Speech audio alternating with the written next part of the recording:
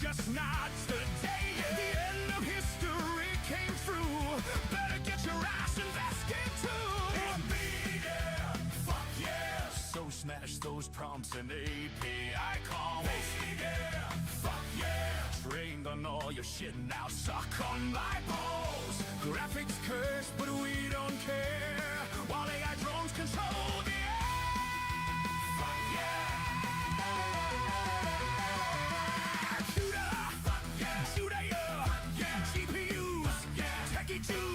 Expensive RAM, it's Jensen Jam, Blackwell, it's server smell, the internet, your data set, employment though, it's gotta go, blood-eyed sorrow, fake and gay, you be as somehow, but not today. Yeah.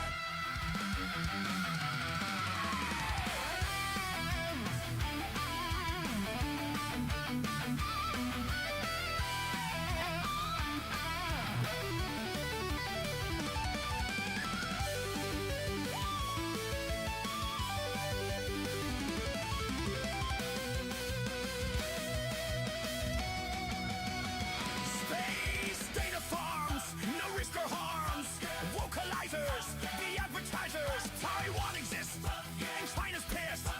AI slop, with cream on top. Call centers, now we're all renters. We get the map for robo-rap. The metaverse, it gets much worse. Cacomades, curing AIDS, your kid's first kiss. You get to kiss, modern destroyed, parents and all.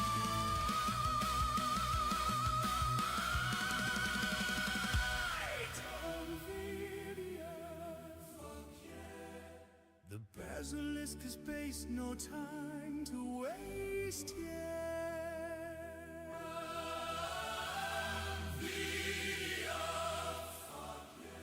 Holy shit, I just can't wait to be replaced. Yeah. The end of history came through. It's paper clips, traced in great.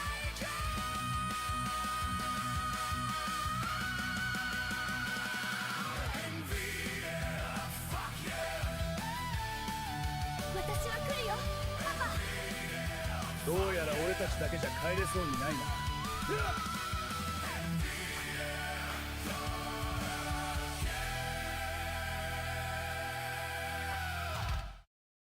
What's going on, YouTube? It's your boy Derby Warby, and I'm back with a stream. I'm back. I'm here, and I'm gonna be honest, guys. I'm fucking exhausted. Oh my god. Oh my god, I'm tired.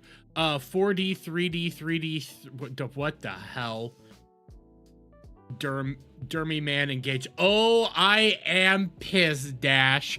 If you're seeing what I am tweeting out right now, the reason I'm late, one, I'm fucking exhausted. I came home from work and immediately crashed out. I had to do a lot of actual shit at work today that I haven't had to do in a long ass time, but nobody else was doing it. So I had to do it, and I am fucking beat. I was outside in the sun all day long, scooping shit. But that's neither here nor there. That's just why I'm tired. But if you've been seeing what I've been tweeting out today, holy fuck, I'm pissed. And I did call somebody a see you next Tuesday. I did decide to call somebody a see you next Tuesday today. And I'm not going to take it back. It's true. They keep acting like a see you next Tuesday. So you know what? I'm done with it. I'm done trying to be cordial with people that want to weaponize the deaths of soldiers for their own political means and their own political ends, okay? I was pissed. Dermy outside touching grass. I always go outside, dude. I have a day job. I have the sun beating down on me and everything. Hell, okay, this is not a blister that I'm showing you. This is not caused by a blister or what I'm about to show you. This is legitimately what I did today caused a giant chunk of skin to get pulled off my fucking hand. I had to scoop up. So, okay, at my job, there's bin tops. This is an area that it's way up in the air. High above the sky. High up in the air. Like it's a skyscraper. Like you're on the roof of a skyscraper, more or less. On the bin tops, mineral dust and all that collect. And it's collected for months. To the point now that there's a shell of like calcium mixed with water that is all over the rooftop, and I had to chip that out all day. Look, Logan's rim mark? I don't even know what that is. I haven't seen Logan's rim. But I was like beating on the fucking shovel trying to scrape shit up today, and I ended up, I guess, skin just got into that right spot and it ripped. Not a blister, legitimately not a blister, but that's what I was doing all day, was chipping out our fucking bin tops. I only got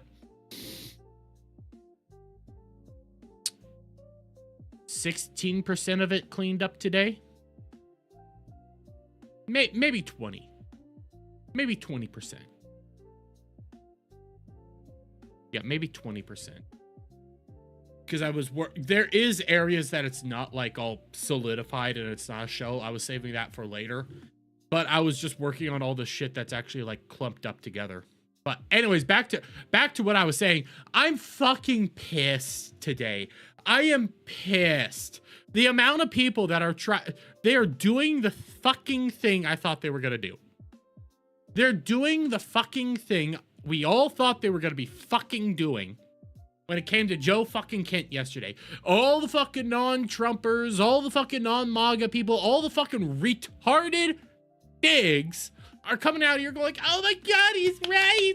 Oh my God, he's a hero. Oh my God, he's calling out the administration. Oh my God, look at him. He's a brilliant man. Oh my God. He's saying facts and confirming everything we thought. And they're ignoring all the controversial information to the point that they're legitimately trying their fucking hardest to deny his own fucking tweets, his own fucking positions of the past, to deny him just changing up his shit willy-nilly all over the fucking place. They are losing their proverbial minds. And it's so fucking pathetic. It's so, and by the way, these are the people. I'm just gonna get into it. This is the shit. This is the fucking shit. Because I'm gonna rip this band-aid off because I've fucking had it. I've had it with anybody trying to act like Joe Kent is an amazing American hero. Guess what? Joe Kent, thank you for your service. I'm sorry your wife died. That is a tragedy. I am so sorry. You are a braver man than me because you actually went out and did the service. But fuck's sakes, A real tweet from him back in Jan 7th of 2020. We should not sit and wait for the next attack, wipe Iran's ballistic capability out, and get our troops out of Iraq. They are only targets now. No U.S., I don't know what WIA, KIA, is a tribute to the professionalism of our military and intel professionalism, not Iran restraint.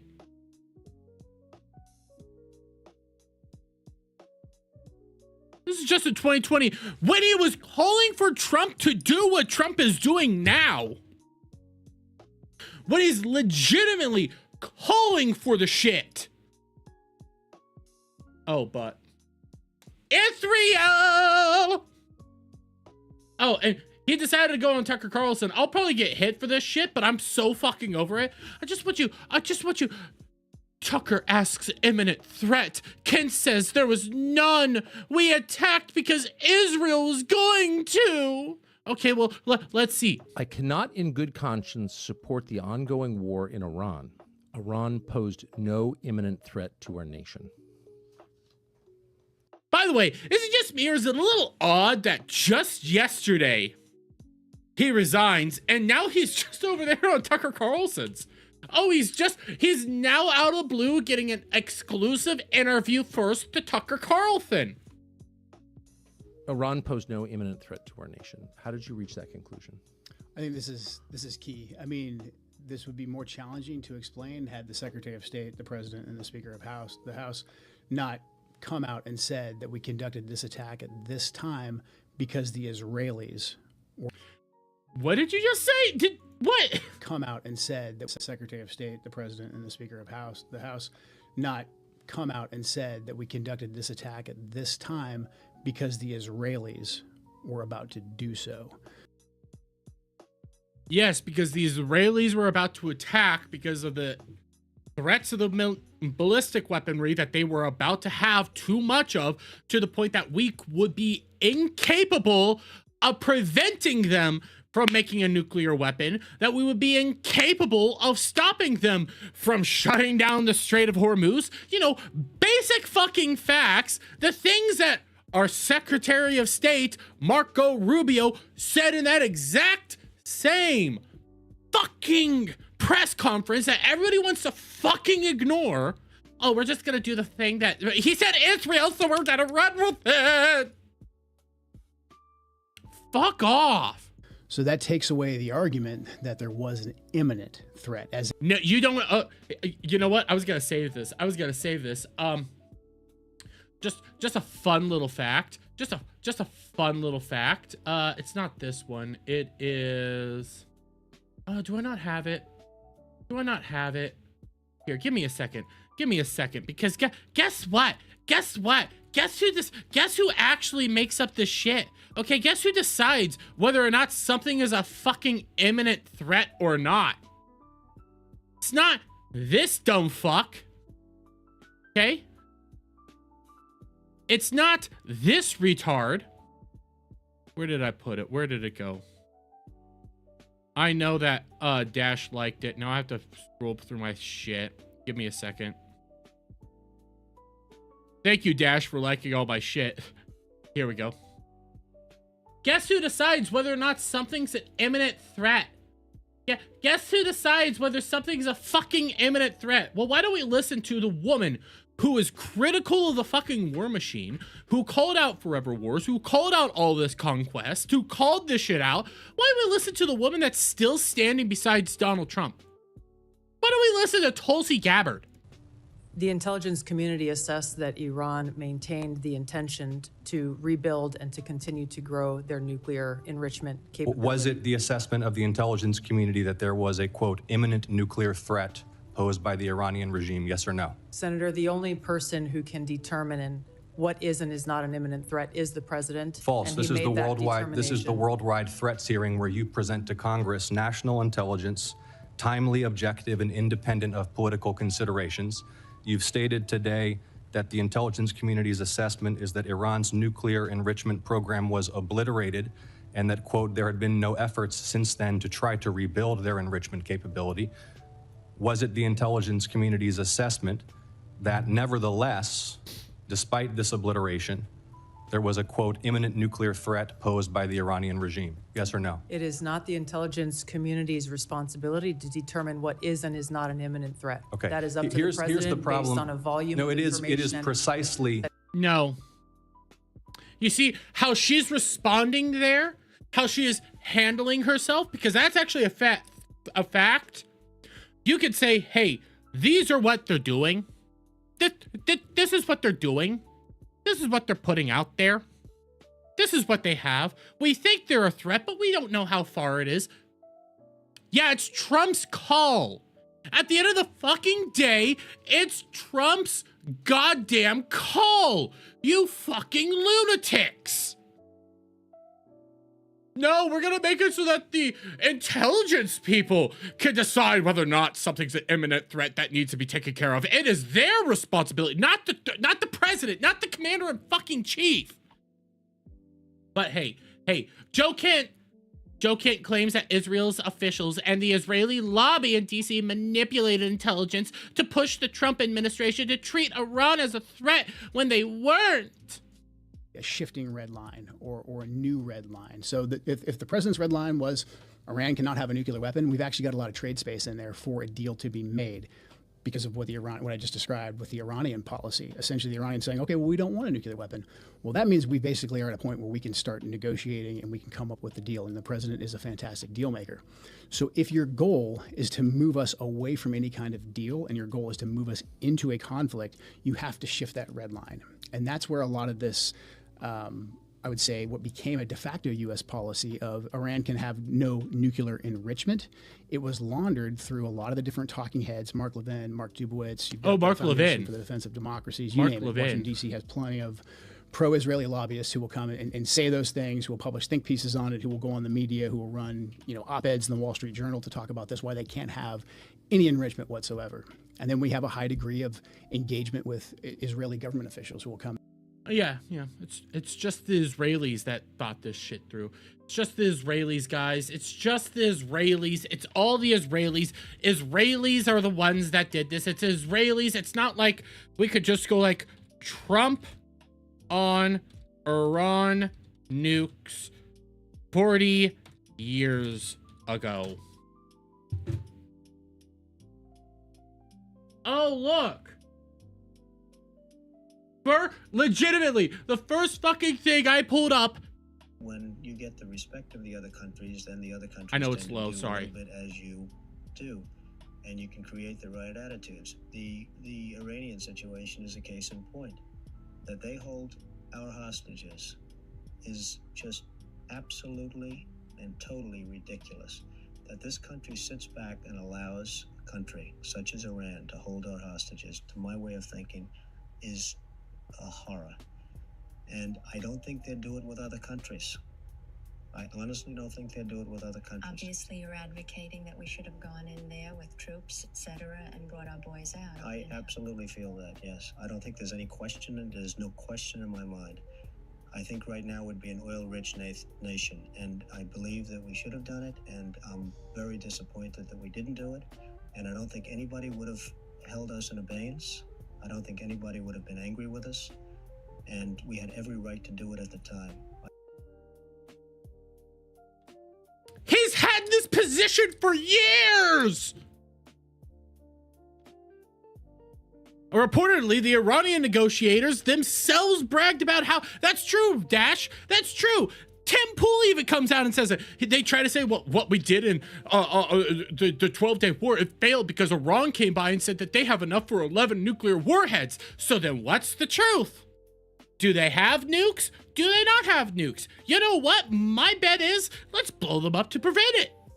Let's stop it no matter what. Let's stop their ballistic missile capability. Let's stop them having the capability to just close up the Strait of Hormuz and also prevent us from ever finding out whether or not they'll ever have enough capability to build a nuke, because they were at that point, at the fucking precipice of having just too much fucking weaponry.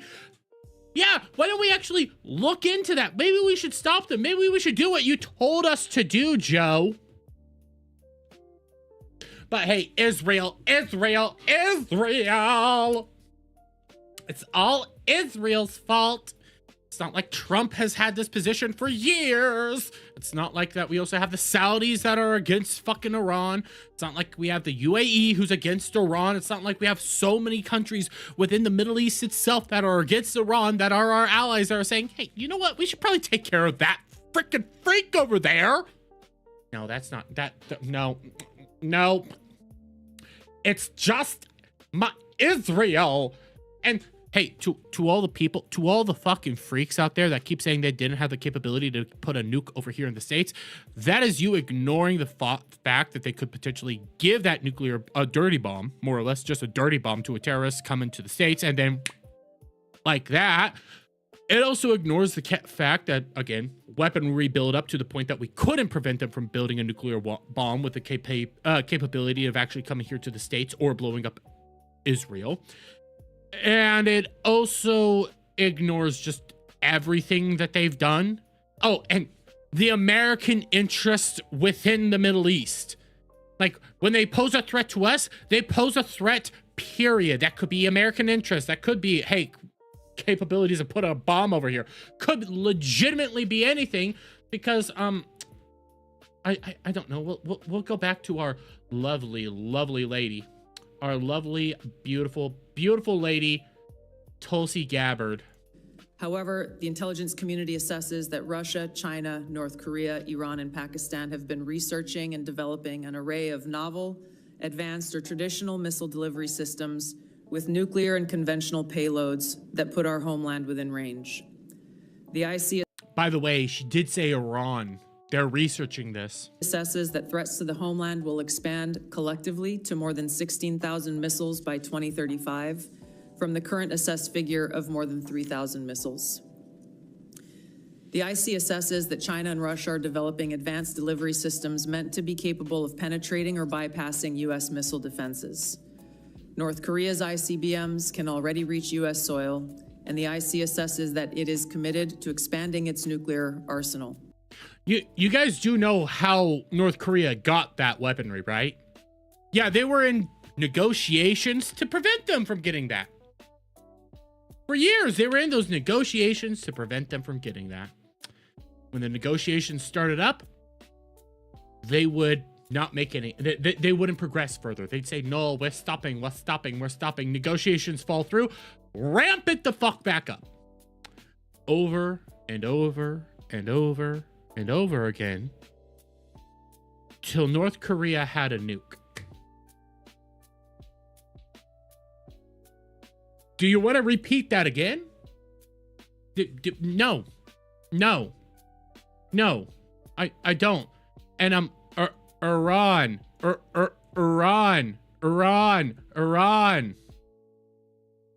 But hey, we're not gonna. They've been talking about this for years. It wasn't gonna happen. There's no evidence. They've been talking about it for years. It's warmongering propaganda. Maybe it's true. Maybe the woman who was so fucking critical of Iraq, Afghanistan, the war machine, the constant forever wars. Maybe when she comes out here and goes like, "Hey guys, they're actually capable of doing this. Maybe we should put a stop to that shit. Maybe we should be concerned about this. Maybe we just sit back and go like,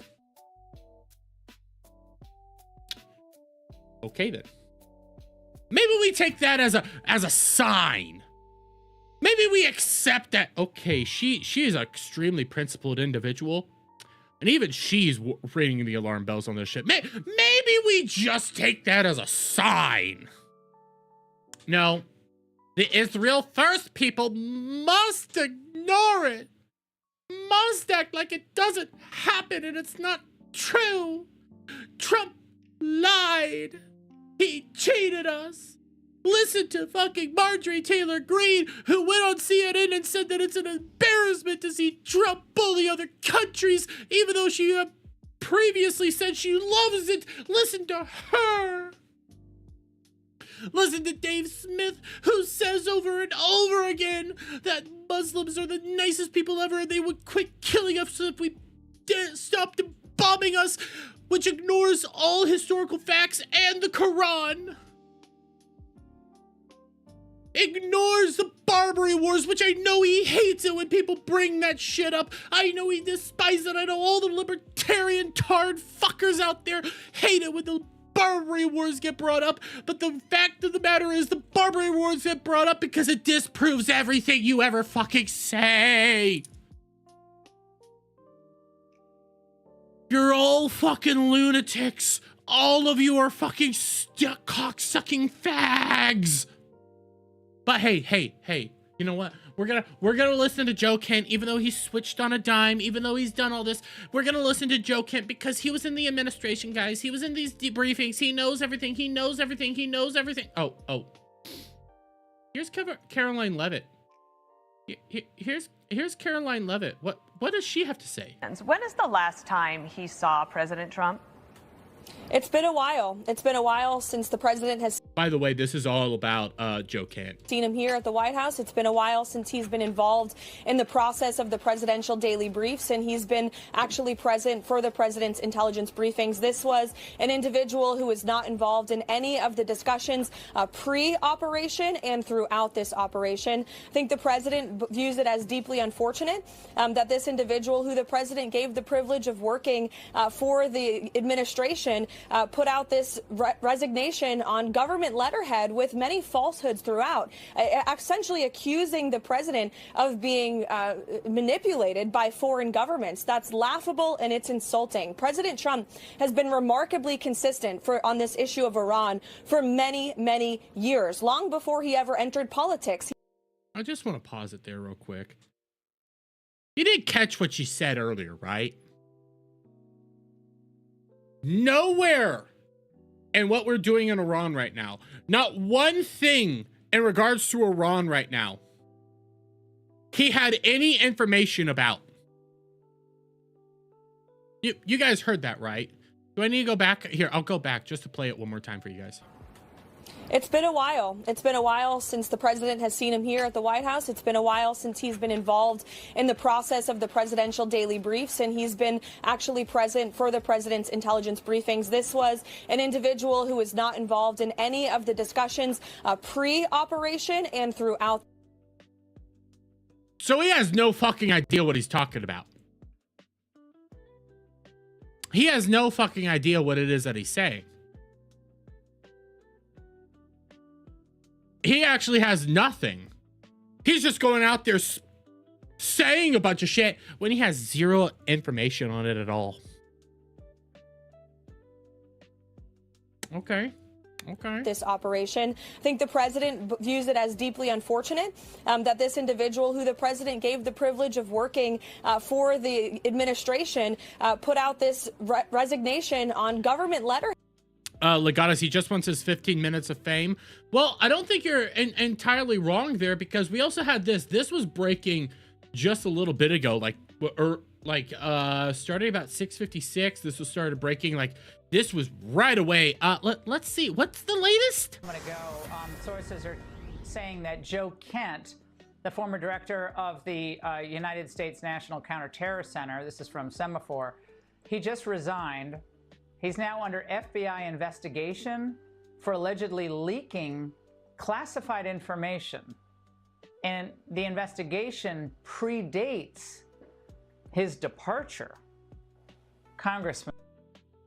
Just gonna pause it there before we go further. Maybe. Maybe the reason he wasn't involved with anything to do with Iran was because he was leaking shit and he got caught leaking shit. Maybe that's what's going on here. He got caught leaking shit he shouldn't have been caught leaking, and they booted his ass. And what's going on is, hey, he's actually under investigation by the FBI. You know what I'm gonna do?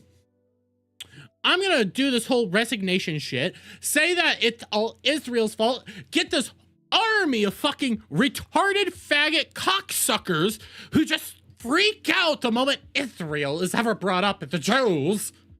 And I'm gonna say, Israel put us in this war. And I'm gonna just have them all flock around me, all come around me, and defend me. Maybe that was the play here. Maybe that was the move here.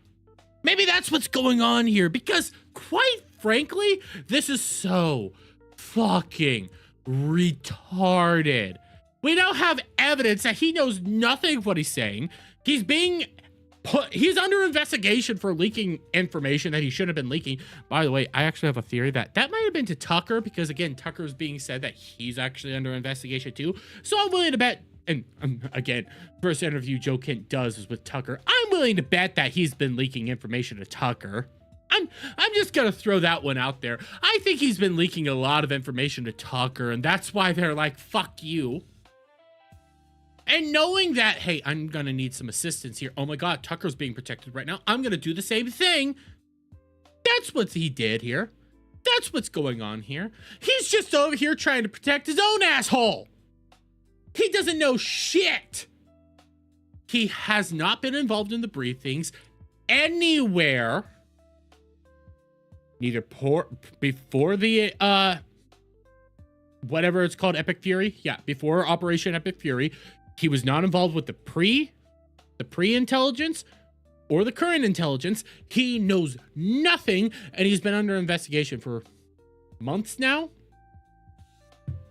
Sounds like you fucked up, Joe. You told something to, I'm just throwing this one out there because I think it lines up the best. You said something to Tucker you shouldn't have said, and now they're coming after your ass, and to protect yourself, you say, Israel.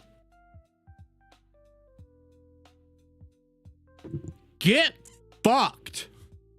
And your reaction to that tonight? Wow. Well, there's a lot there, and I think that we need to let this investigation play out, but we shouldn't tolerate any leakers in the administration, particularly regarding classified national security interests and information. So we'll let this play out and see where it goes, but if he was leaking, he ought to be held accountable just like anybody else would be. Well, Good enough. Good enough, but hey guys, you know what? Joe Kent, former director of National Counterterrorism Center, strongly implies Israel killed Charlie Kirk. And then, Charlie Kirk is killed publicly in a very horrific way, and we're not really even allowed to look into that at all. And Charlie Kirk was one of President Trump's closest advisors, and he also advocated heavily against a war with Iran. He was in the Oval Office in the lead up to the 12-day war. I wasn't particularly close with Charlie. He was very gracious to me when I was running for Congress, very, very supportive. So we knew each other. And the last time I saw Charlie Kirk on this earth was in June in the West Wing, in the stairway. And I said hi to him, and he looked me in the eye, and he said very loudly, and it's a small, you've been in the West Wing, it's small, it's a tight space. And he said, Joe, stop us from getting into a war with Iran. Bullshit. Bullshit. Charlie didn't like an idea of a war with Iran, but he always trusted Trump. There's actually clips of that going around there, and he said, stay the course. I trust my president. If that's what we have to do, that's what we have to do. But hey, I'm going to make up a bunch of flowery bullshit to do the whole, well, Israel killed Charlie Kirk. Very loudly. He was single-minded. And he walked off, and he went, I believe, he was not single-minded. Into the Oval. So when one of President Trump's closest advisors, who is vocally advocating for us to not go to war with Iran and for us to rethink at least our relationship with the Israelis, and then he suddenly publicly assassinated. He was super pro-Israel. He was incredibly pro-Israel. Are you fucking retarded? Oh my God, he's a loon. Oh my God, he's a legitimate fucking loon. Oh my God, the man who's super pro-Israel, the man who's defending Bibi Netanyahu, the man who's trying to bring Gen Z to the brilliance of Israel, Israel killed him. Why? Because he opposed war with Iran. But yeah, he was super beneficial to... That makes no logical sense, you fucking retarded lunatic. But hey, we're gonna protect him. We're gonna side with him. We're gonna say that he's the good guy, even though all evidence points to him not being the good guy.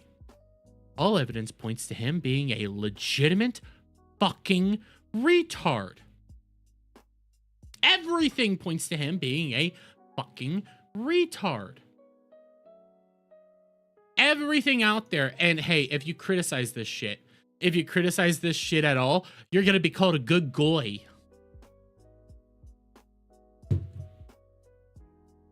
Can't criticize them at all. Yeah, I just point out how he's contradicted himself on so many times. And when we come to Saint Juice over here, just Ian Carroll's right up the top. Yeah, I should just ignore you. I should just ignore you. But before I move away from this, I do have this clip from Greg Gutfeld. 33 seconds. It's 33 seconds. And then we can laugh at one other thing, then we'll get into some of the actual topics. But we have Greg Gutfeld here. What does Greg have to say? One of the big things that is emerging is this criticism that started early on in the war, which is that Israel made Trump do it. Yeah. And the president's rejected that. Caroline Levitt, they've all rejected that. You can already see it. You could already see it on his fucking face. He is already over this shit. One of the big things that I was trying to go back a is little. this criticism that started early on in the war, which is that Israel made Trump do it. Yeah. And the president's rejected that, Caroline. You could already watch. You could watch him get so he's fed up. He is legitimately firing up. If I go back, you just watch his head. Watch his head. He is cocking. He is getting prepared. He is loading up the chamber when he throws his head back. They've all rejected that, except for that there is this strain that wants that to be the issue. It's like the red sound. You know, like when you see the little clips of everything's turning red and the high-pitched squeals getting louder and louder. That's what's happening there. But that has been disproven by history. You have 40 years of Trump talking about Iran. He said what he was going to do to Iran in the 80s. He actually telegraphed what he was going to do to the island of Krog or whatever it's called. And it's also interesting because the big. I wish we could have a bigger rant there, but even great. Everybody knows. Just look at the fucking history. Just look at what Trump said over the years. It's right fucking there. Oh, I hate you all. And yes, the internet is not real fucking life.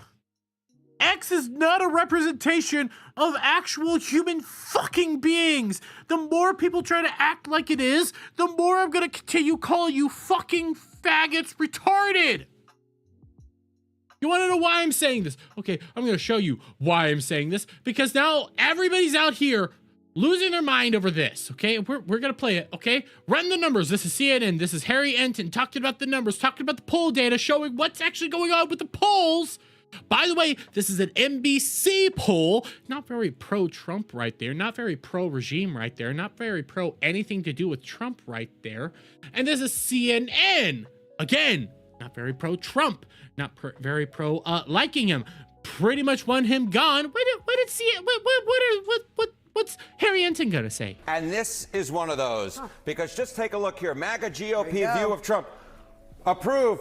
100%. If you are a member of MAGA and the GOP, you approve of Donald John Trump. 0% say that they disapprove. You don't have to be a mathematical genius to know you can't go higher than 100%. He is the 1972 Miami Dolphins. Now, there are some Republicans who disapprove of Donald John Trump, but they are not members of the Make America Great Again movement.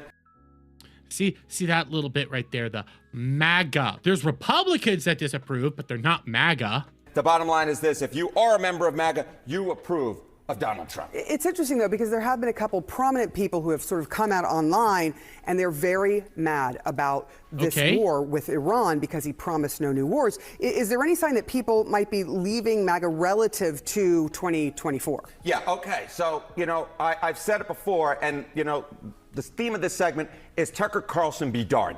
And when we look at the numbers. Oh, you're a retard. You know what? I'm going to call her out right now. I wasn't going to call her out, but you know what? Redheaded libertarian, you get called out here because no. Reuben Haynes, MAGA is not the GOP. Exactly.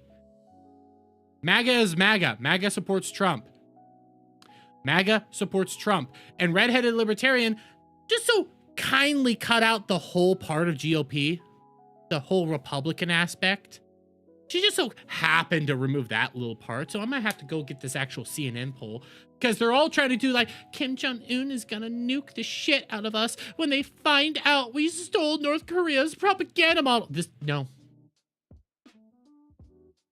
No, it's an NBC poll being reported on by CNN. They have no reason to say that Trump's liked. They hate him. They actually undersample people when they talk about this. They undersample pro-Trumps. They're never there. But let's get the CNN poll. Let's get the full clip, shall we? Let's get the full fucking clip. Okay, here's Caroline Leavitt. No, that's 31 seconds. I want the full clip. Okay, guess what? That clip from Redheaded Libertarian was just a minute. 2 minutes and 43 seconds. She cut out a lot. Yeah, you know. Here, we're gonna jump ahead, okay? Why don't we talk about the actual, okay? Who's left? And when we look at the numbers, I mean, I've heard some people say, oh, you know what, when you look at those MAGA numbers, it doesn't account for those who might have left MAGA. But take a look here. Americans who identify as MAGA, in November of 2024, it was 28% of Americans. Now it's basically the same. If anything, it's slightly higher at 30%. The bottom line is this. The MAGA base within the GOP is not shrinking. It's the same size. If anything, it is slightly larger than it was back in 2024 when, of course, Donald Trump won a second term. So that 100% that Donald Trump has approval among MAGA GOP, that is not an artifact of MAGA shrinking. It's just an indication of how strong Donald Trump's grip is on that MAGA base. It's almost like the Tucker Carlsons, the Marjorie Taylor Greens, those faggots are lying. It's almost like they're not even telling you the truth. It's almost like they're full of bullshit. You know what? Here. I have another proof. I have more proof that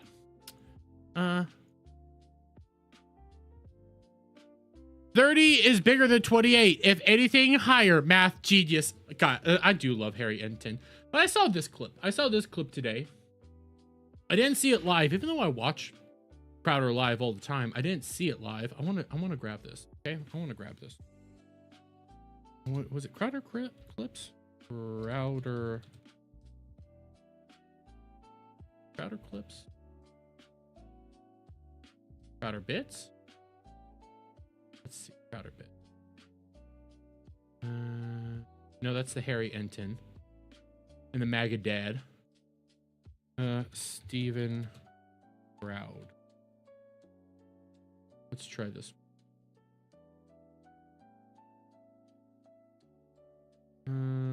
These people are retarded. No, where is the clip? Let me go into my history. Give me a second.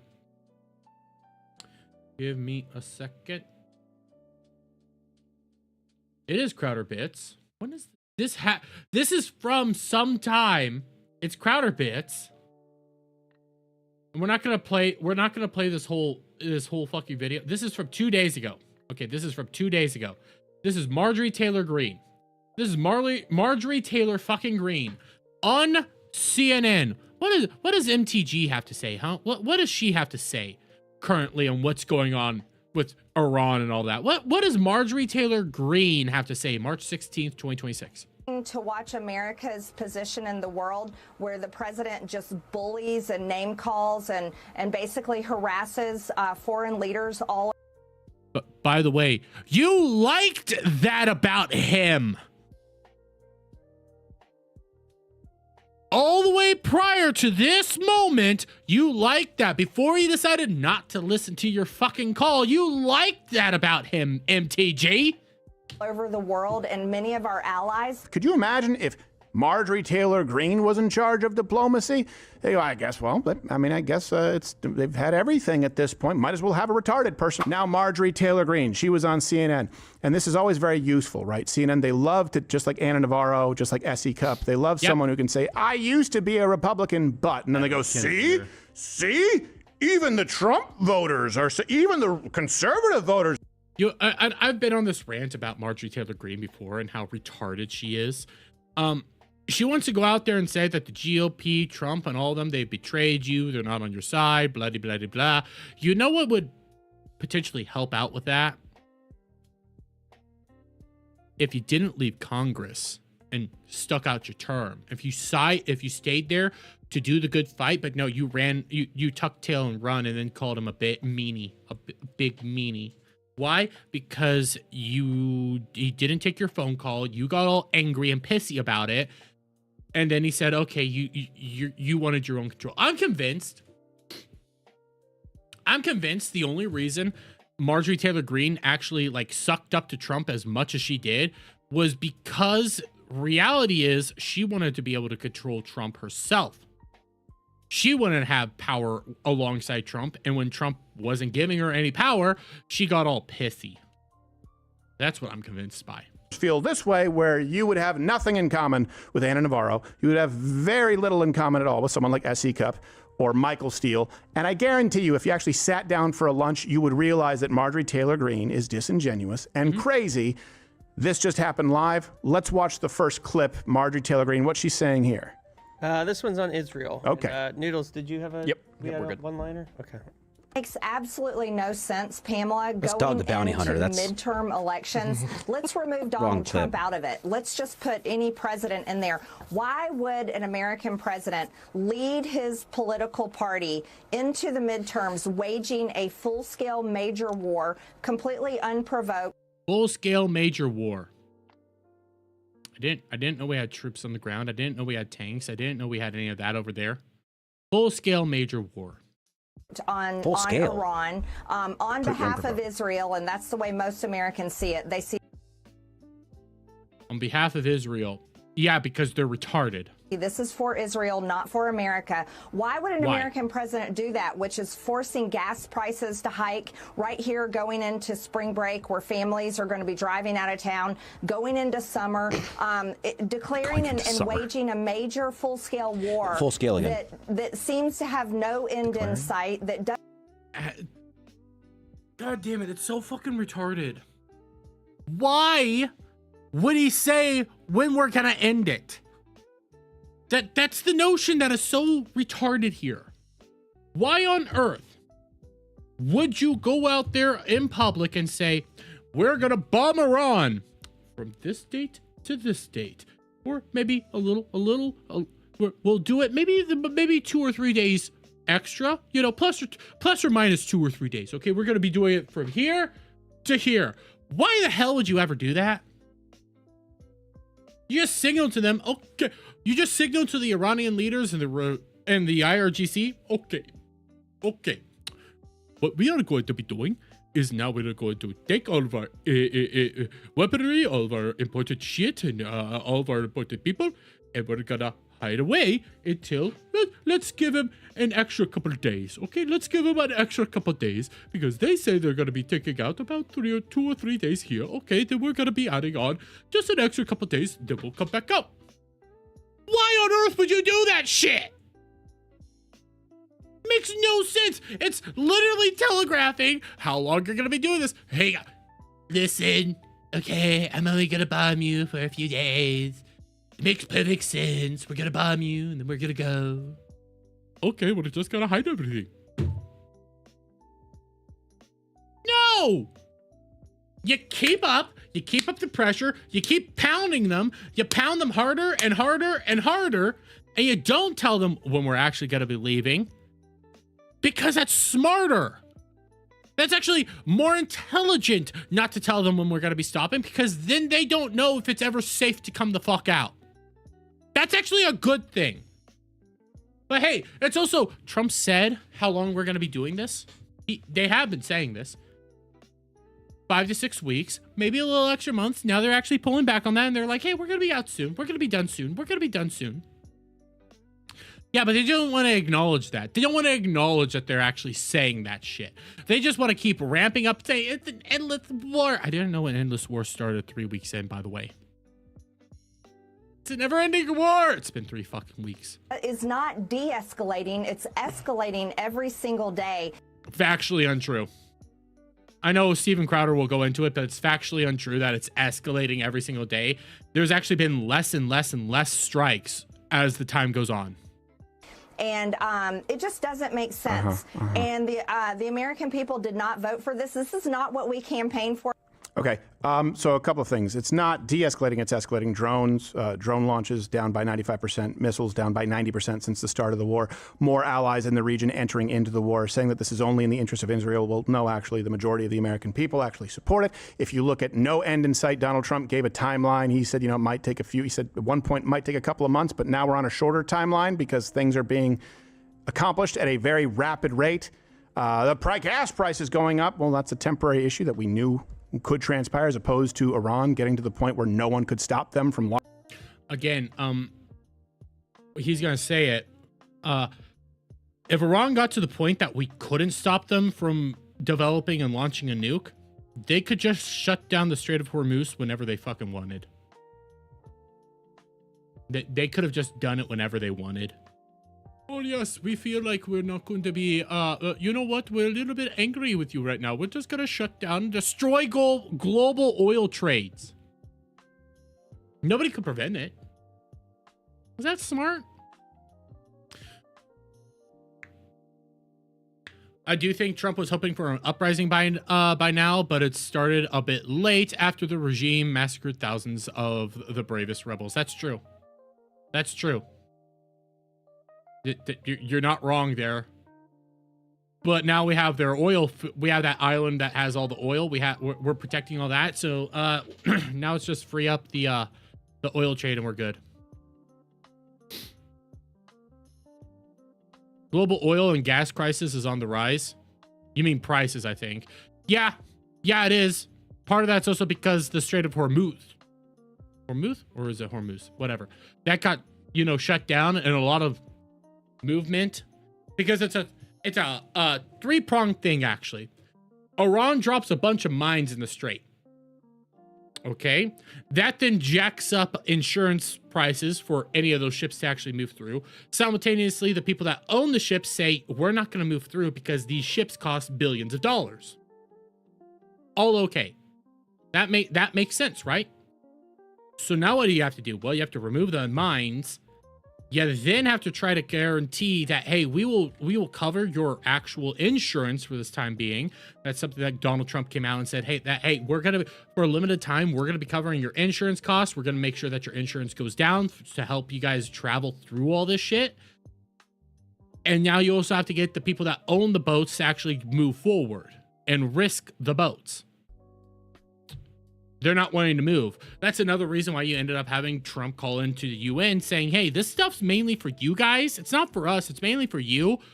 Will you come over here and assist us in securing your guys' fucking shit? And they're saying no. They're saying no. Well, fuck. At this point in time, it's just, we have to talk to you to get you to go through this shit. And you're not working with us. Walking down the Strait of Hormuz. So, like, everything she just said, it's echoing what the left has said, and it's the opposite of reality. It is the regime is shrinking. Our alliances are stronger than they were before, not just Israel, but other people in the region, because Saudi Arabia, United Arab Emirates, Dubai, all those areas, all that Gulf area, that's with us now. Iran is already down to nothing but sporadic terror attacks on soft civilian targets and infrastructures. That's enough to scare off oil tankers, though. Yes, it is. It is. Because the way Iran rules over there is basically by holding people captive, holding other nations captive, holding everybody captive. That's how they run. That's how they control it. Okay, let's put it into that shit. Let's stop that shit. It's tragedy that it's gonna happen, but let's stop that shit. And the only answer to everybody is, well, we can't do it now. We have to wait until it's too late. Nah, I don't like that. Of Iran acting as Iran does, Iran's leaders have been taken out. Their missile capabilities are down. Their drone capabilities are down. They're in a weakened state. And I know Viva, Fry, and Barnes are gonna say, no, that's not true. They're fucking retarded, okay? Viva Fry has only lived in America now for like 3 years. Barnes is a literal retard. Reminder to all of you, Viva Fry and Barnes both suck the knob of fucking Nick Nick Rekieta, not Nick Fuentes, Nick fucking Rekieta, and said that Nick Rekieta did nothing wrong.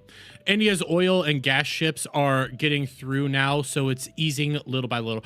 Okay, I didn't know that little bit, so we will start hopefully seeing some of that shit actually start going down, like the oil prices and stuff are probably going to start going down here within the next couple of weeks.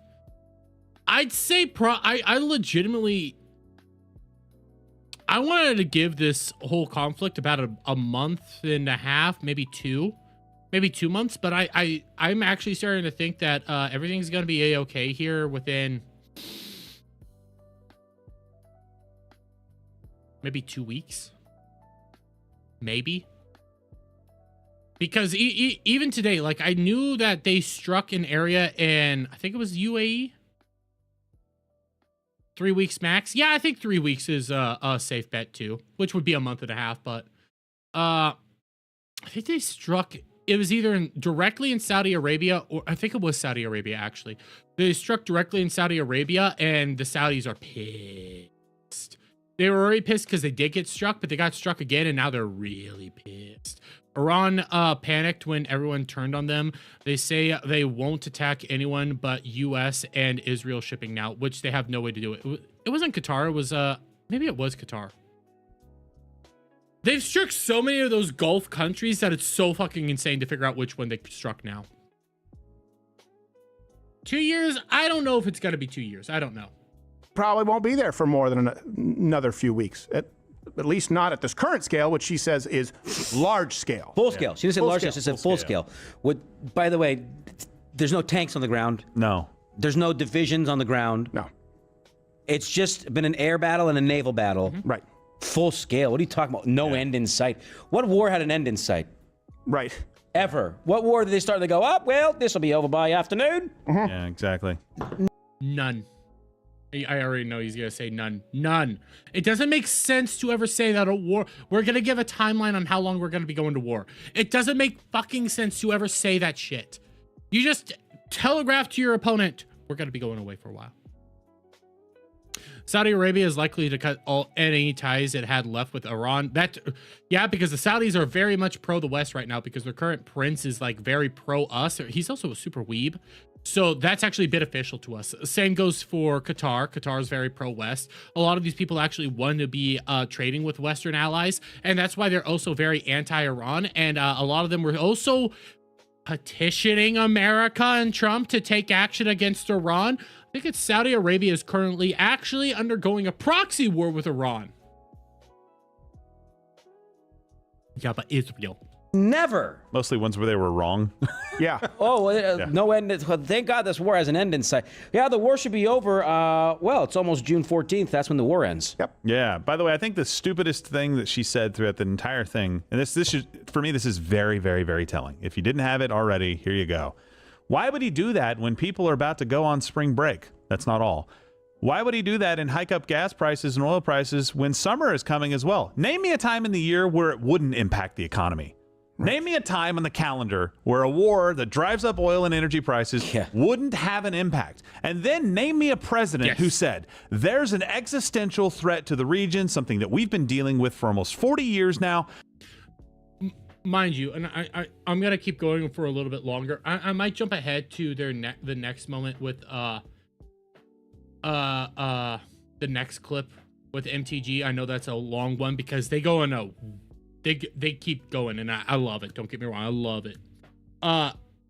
Even when it came to Ukraine and that conflict that we didn't fully go into, but we gave them a bunch of shit. That impacted the economy. That impacted the economy harshly. Doesn't matter when you do it; it's gonna impact the economy, and you have to kind of tough it out for a little bit. It always happens. This is one of the reasons why so many people don't like it. Arabs hate Persians, Sunnis hate Shias. That's right. In war, you only declare your objective, and when it achieved, you declare victory. Time in war doesn't matter. Exactly. Exactly. There's no point in actually declaring any of this shit. You have to just kind of tough it out right now and hit them as hard as you fucking can. Reminder, just a few weeks ago, I saw them. They were saying, they're gonna nuke Iran.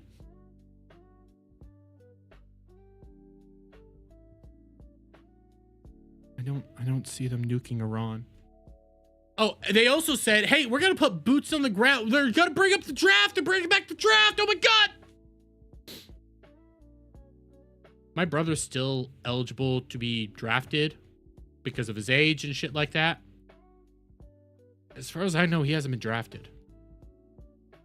I think technically I am. I don't know what like they only really want to draft people from like this age bracket. I think technically I still am. I haven't been drafted. I'm right here. Oh, but Israel! We have to go in and stop it. Oh, and before I stop, I'm sick and tired, real quick, of all the people that are throwing themselves and weaponizing the deaths of those soldiers for political reasons.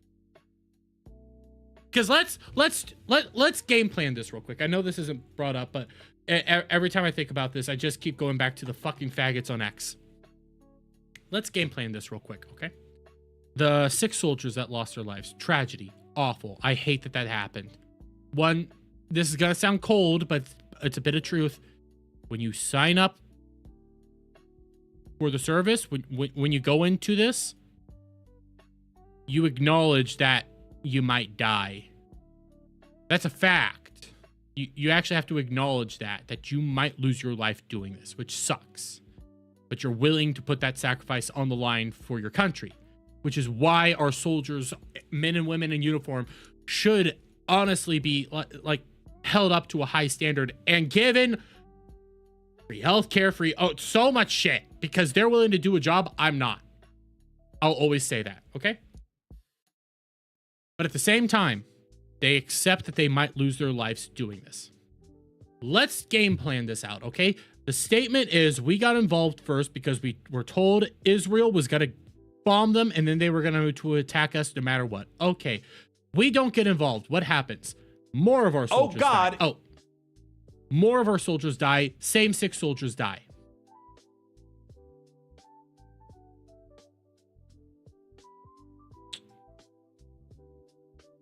No matter what, they were going to die.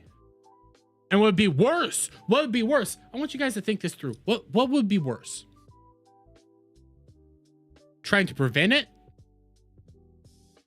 Trying to prevent it, or knowing they would be dead, knowing that those 6 soldiers were going to lose their lives and what was going to happen because of Israel, and doing nothing to try to prevent it. What would be worse? What would be worse? What do you think would be worse for the Trump administration? Hey, we knew that Iran was going to blow up a bunch of our bases and attack all sorts of individuals. We just sat there, did nothing, though. What would be worse?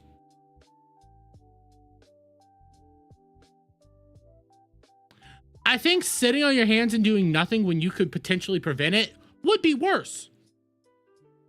Would be so much worse.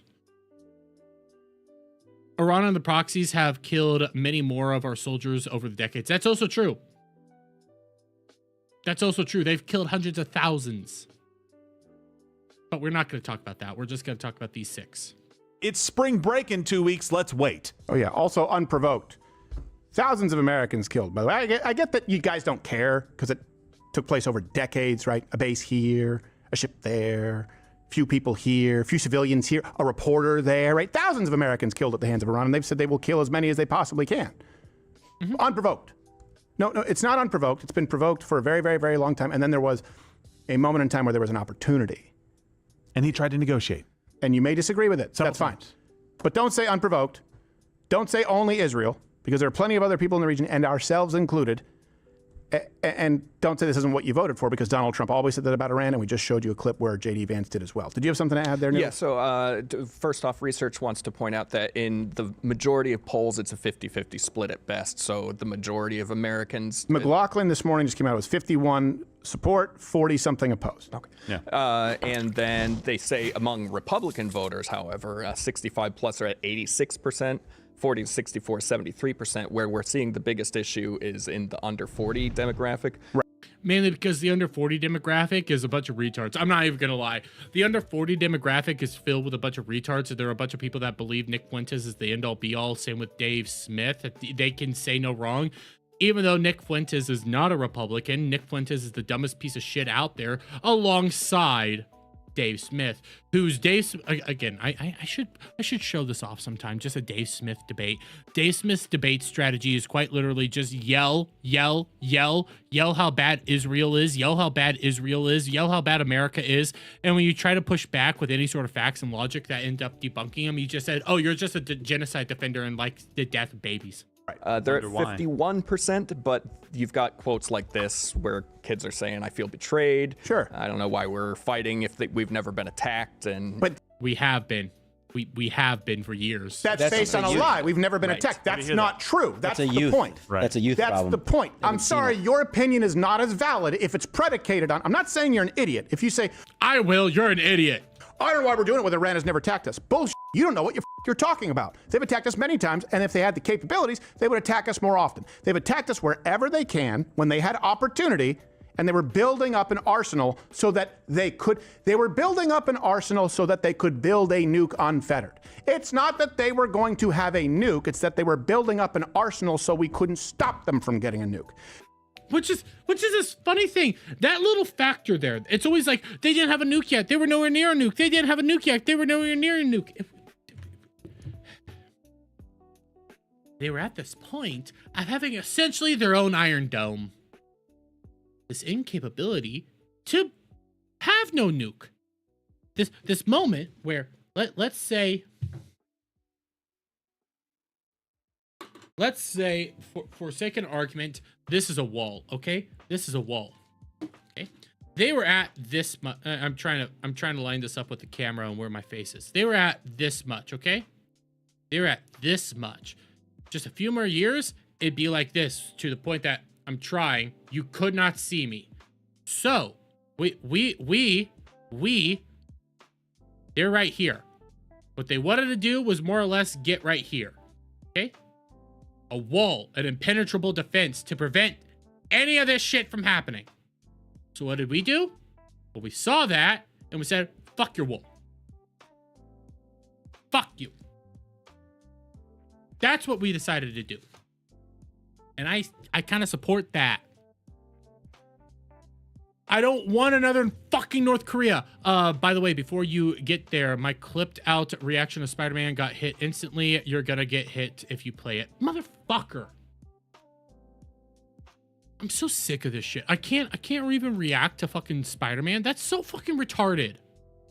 But anyone who says, I don't know why they've never attacked us, that's an ignorant person. They have many times. Now, if your opinion is, sure, they've attacked us over the last few decades and they've taken hostages and they've publicly executed people.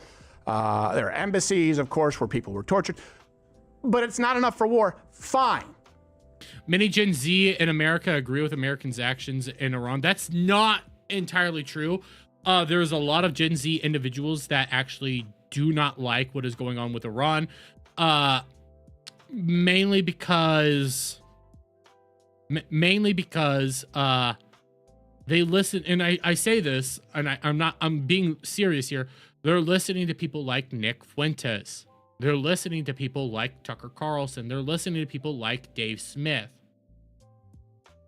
There is a large sect of Gen Z that really despise Israel on both sides of the political aisle.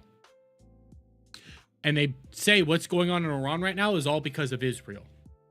That has been something that people have been tracking now for a good chunk of time, that both the right and the left, their younger generations, are highly critical, if not highly hateful, of Israel because of a lot of the propaganda that's been being shoved out there. Which is a serious problem that you actually have to fucking try to figure out, and I don't know what the answer is.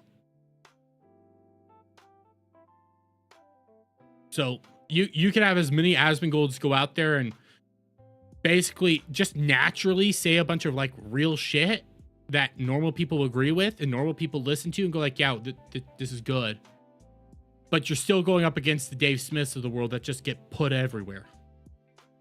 I may not agree with you, but to say unprovoked because they've never attacked us is wrong. That's not an opinion. That's not an opinion. Is opinion. Yeah, you're entitled to an opinion. I don't think it's enough for war. you're entitled to that opinion, and you have a valid point. But which might also be to why say- so many people in the military support this, because they've probably had buddies who've been affected by Iran. Everyone knows that they have been bad actors for a very long time and killed many Americans. Let's go to the next clip, see if you can spot the difference between Marjorie Taylor Greene and CNN, where she's speaking. How insulting is it to Americans that the GOP can't even fund Homeland Security right now?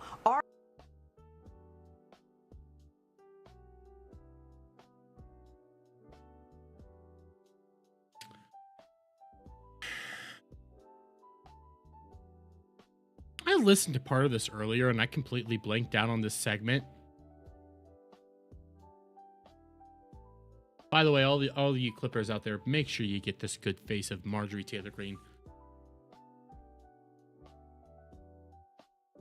Can't fund the DHS right now, not because of the fucking Republic, because of the goddamn government shut down, because Democrats won't fucking work with us. They shut down DHS. Oh my God, she's a retard. I can't, I'm done. We're moving on. We're moving on to the fun stuff. We're moving on to fun shit. I'm done. Please tell me Anya put out, please tell me Anya put out a no. Anya! Okay, here. Something to please me for a second. Here's Ponko of FaZe Connect. I need this. Let's see this clip of Ponko from FaZe Connect before I lose my goddamn mind. 6, 7. Oh. 6, 7. Yeah. Thank you, because I really wanted to do it myself. 6. You know what? I need to find where this clip is. Because I love it. If you say it so much that you end up dying, I love it. I love every second of it. Let's go. I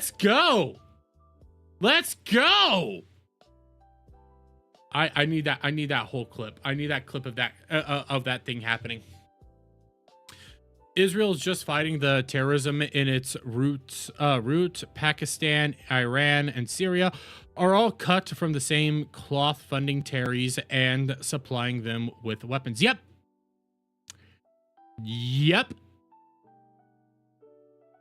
It's like you get these, you get these fucking little facts. You do get these areas where it's like, hey, this is a fact.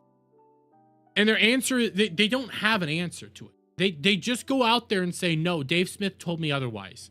Dave Smith went out there and said there's Muslims would Muslims would quit killing us if we quit blowing up their kids. No, that's factually inaccurate. It goes against any historical record, and it goes against the Quran. Shut up. I'm so over these people being propped up who are objectively just wrong. And when you call them out for being wrong, they say, well, you just support baby killers and a genocide. No, you're just an idiot. You're legitimately just a fucking idiot.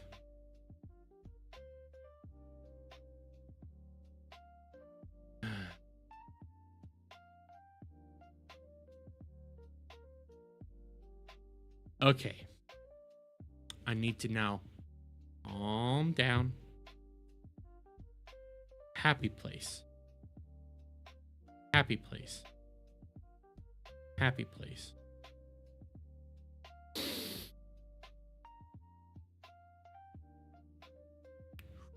Happy place. Happy place.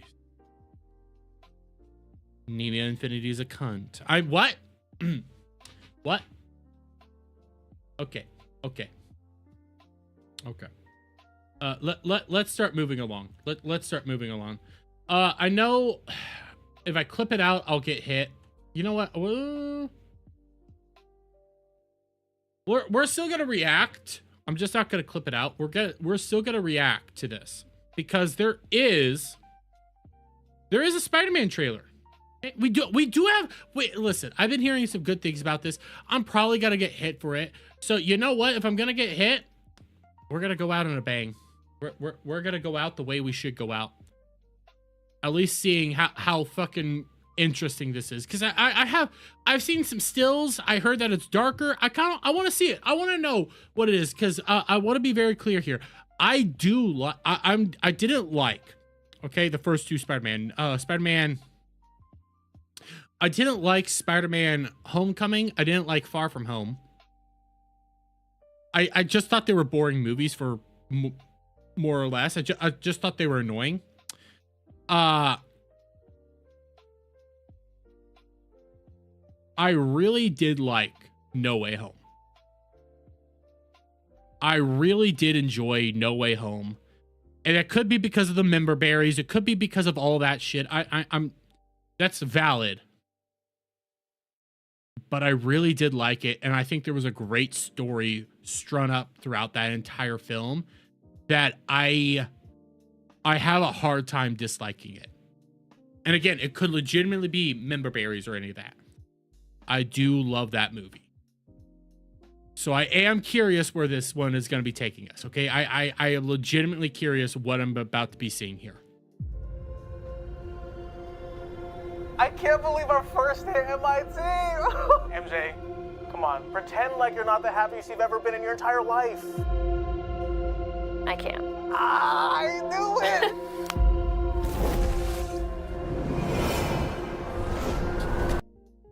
I don't know who said it, but it is accurate. You see your ex-girlfriend being like all happy without you, being super stoked without you, you just jump off a fucking building. That is kind of funny. That is funny. Spiders don't stalk, they hang out. Huh?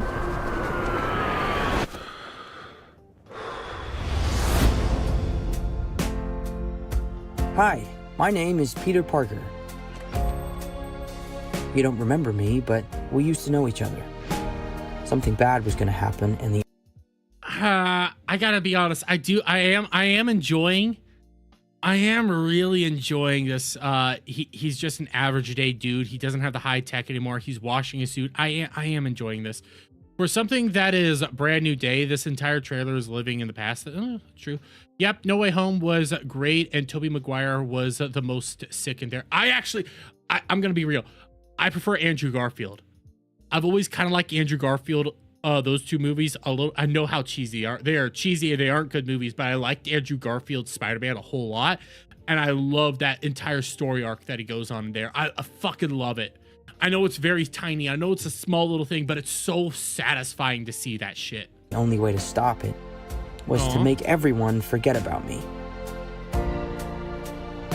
Because I'm not just Peter Parker. I'm Spider-Man. The hell, Frank? You just hit me with a van!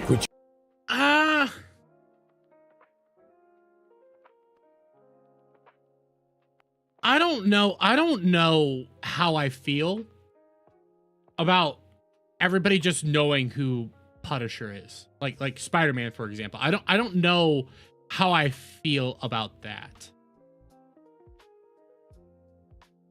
I'm not very pro it, but if they do the work, I might enjoy it a little bit more. I might be able to be like, hey, I can handle this. I can handle this one. You're whimpering. Suit yourself. Okay, that's actually fun. Mother. Go home! And sometimes Spider-Man has to do the hard thing, even if it breaks Peter Parker's heart. What is happening to me?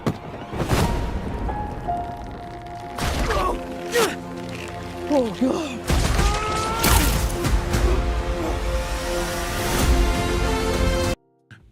I am a guy who is a little bit, I am a little bit partial to the Man Spider arc. I know a lot of people don't like it. I find it to be interesting. I don't like the resolution to it. I do find it to be interesting that the spider, you know, that bit him is technically having a mutation effect on him. I do like that. And it's also because I did kind of grow up with the animated series, the 90s animated series. So it has a soft spot in my heart for it. I get people don't like it. I have a soft spot for it. So I am curious what they end up doing with that. If they do go the whole route that he ends up turning into a spider monster, I kind of want to see what they're gonna do there. Excuse me, Dr. Banner. I need your help. What did you say your name was?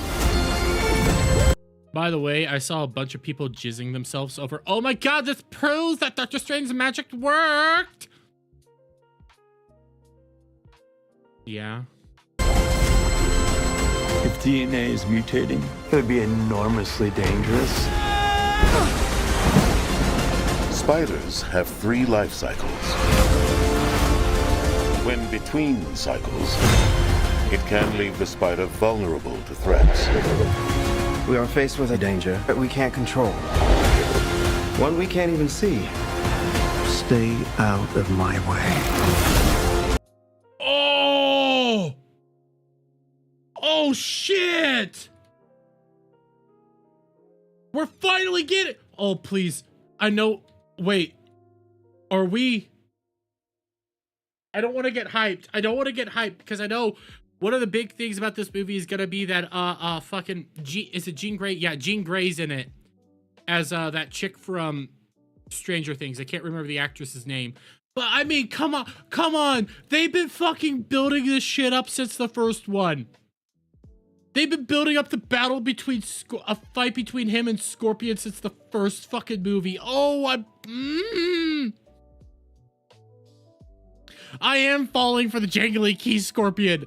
I am falling for it. I'll fully admit it. I am falling for it. Out of my way.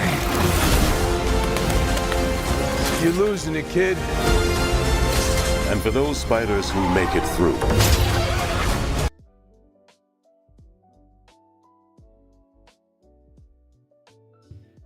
can I just say, I doubt it's gonna be her, but they're not being very subtle with this one. They're not being very fucking subtle with this look.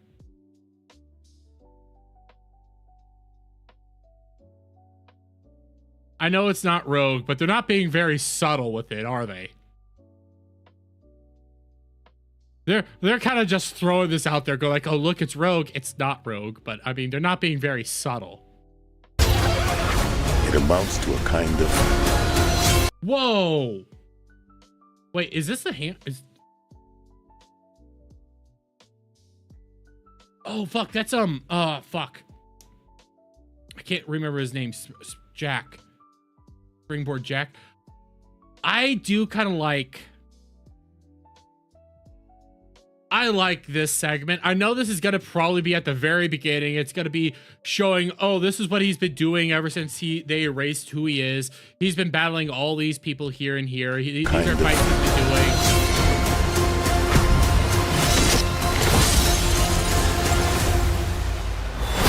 doing. Rebirth.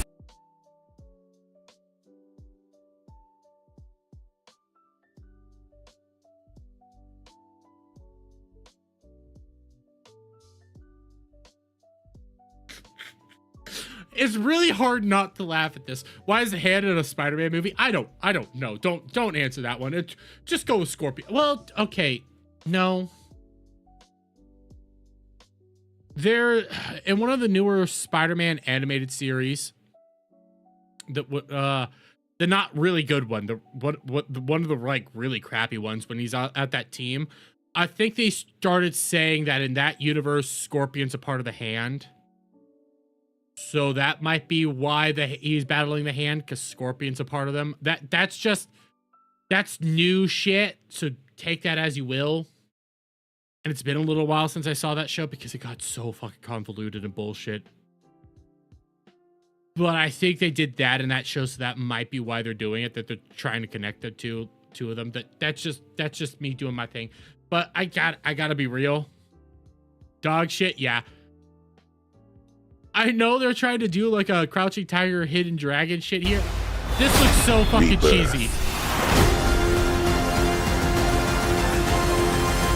Nice flowers. Oh, they're a housewarming gift. I'm MJ. I'm just a neighbor from across the hall. Friendly neighbor.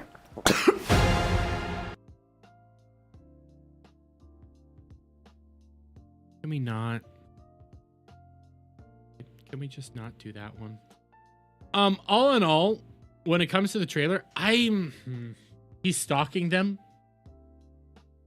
Yeah. When it comes to this, fuck. I am a little excited. And yes, I fell for the jangly keys. I fell for the member berries. I'm falling for shit. I have my criticisms. Okay, I don't know how I feel about like him already knowing Frank Castle. I don't know how I feel about the hand being there. I know that he's gonna be bad. Like Rogue is gonna be not Rogue, but Miss Marvel, Jean Grey. She's gonna be a part of it. We know a lot of that shit already. So I'm over here like I want this, but at the same time I don't. So I'm like, yeah. You don't know me? Well, shut up. Dirty likes to consume. Look at him. I'm having a hard one here. Okay. I'm having a hard time disliking this. I'll fully admit it. I'm having a hard time disliking this. I am having a hard time disliking this one. There is a bunch of like, member. And especially the thing though that gives me the biggest, let me see if I can pull it up. It's this scene here. This right here, this is what gives me the biggest, yeah, I will say the trailer is a mess. It is a 100% mess. I don't know what the fuck is going on. I can say that objectively. This movie is going to make 1 billion, but be a narrative mess. Yes, I do think it's going to be a narrative mess. I don't hate the trailer. I don't hate the trailer, but this is what gives me the biggest concern. Because I remember some people were thinking that they might end up doing one more day. They might set up for one more day. And part of me thinks they will. Uncle Ben should be there, not May Parker. I really do dislike that. But part of me really does think they're going to set up for like a one more day style event. Which I don't want. Please, no. Please. I don't want one more day. One more day is stupid. Let's nod and say we did. Let's not. They're going to have the Super Friends with adding characters that aren't really too much to do with Spider-Man. Yeah. Doesn't Spider-Man have other characters they could put in? Like, where's Black Cat? People have been wanting Black Cat, but they're not going to do Black Cat. They're not going to do it.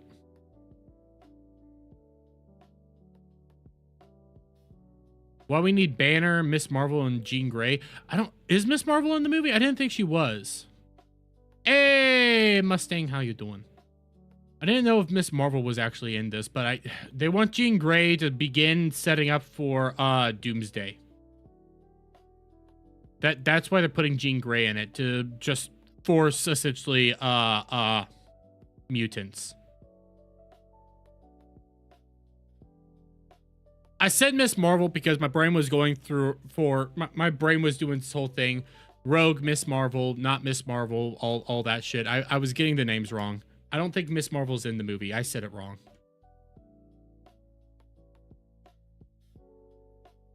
I think I did say Miss Marvel, but that was my own stupidity. I was trying to get to Jean Grey.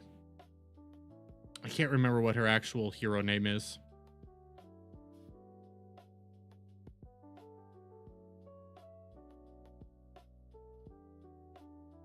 I do agree with that, Adam. I still don't like...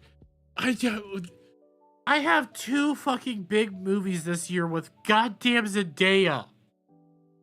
Can we not... But wait, would there be 3? No, I don't think he has been confirmed to be in Avengers Doomsday. Is Spider-Man in Avengers Doomsday, or is he going to be in the sequel?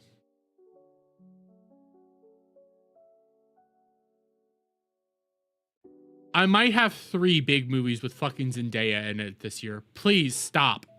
Stop. Just stop with Zendaya. He's not in Doomsday? Okay. Can we just stop with Zendaya? Can we just stop?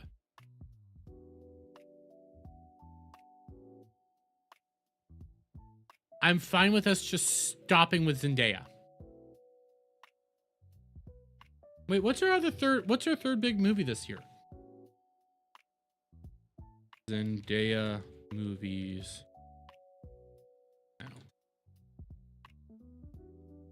Oh, fuck. No, that's 2027. Oh, The Odyssey. Shit.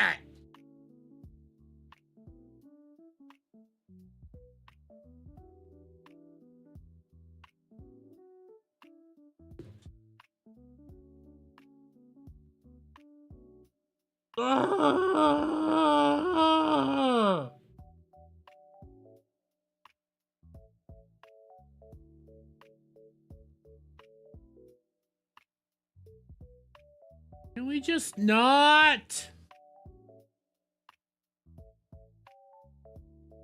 Please. I'm about to build a time machine. What god do I have to pray to get her out of fucking Hollywood? I'm tired of her.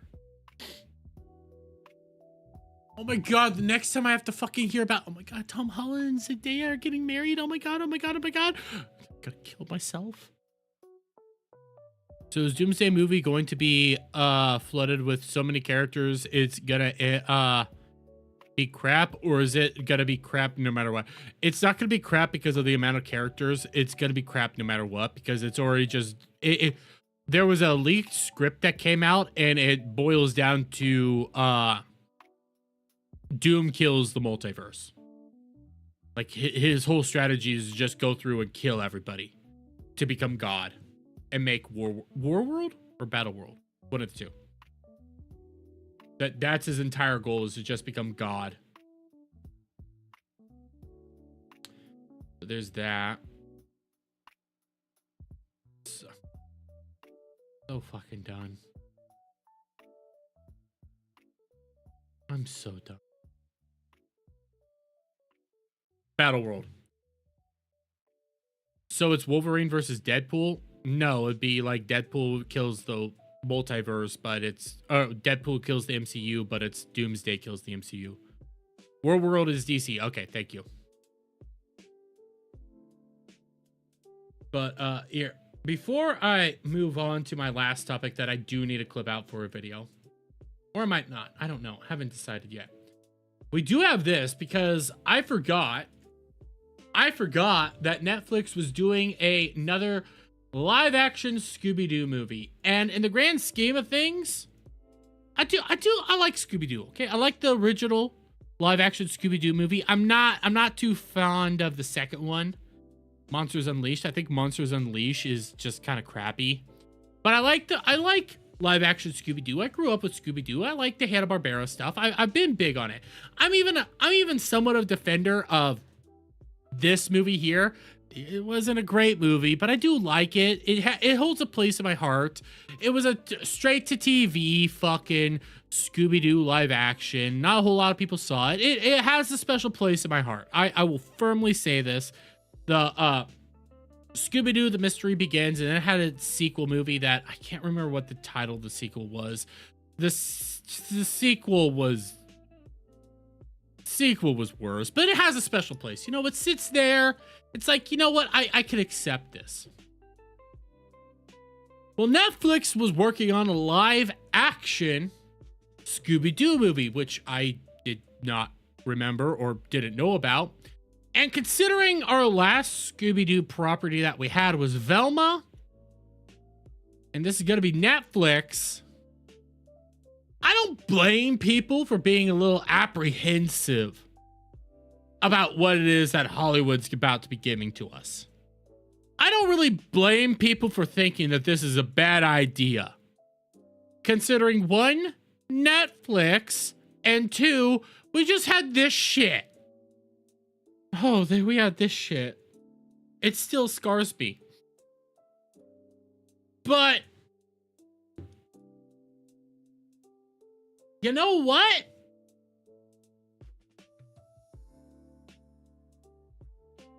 They announced the cast. That's shit. That's a relatively good cast right there. I'm not too fond of the Shaggy actor right now because they all look just too young. It kind of feels like they're doing Mystery Begins Again when they're back in high school and shit like this because they all kind of look too young. And they're gonna have to dye hair. Like the actors are gonna have to dye their hairs. Shaggy's actor's just gonna have to grow some facial hair. He's gonna have to dye his hair blonde. She's gonna have to dye her hair maybe a brighter brunette.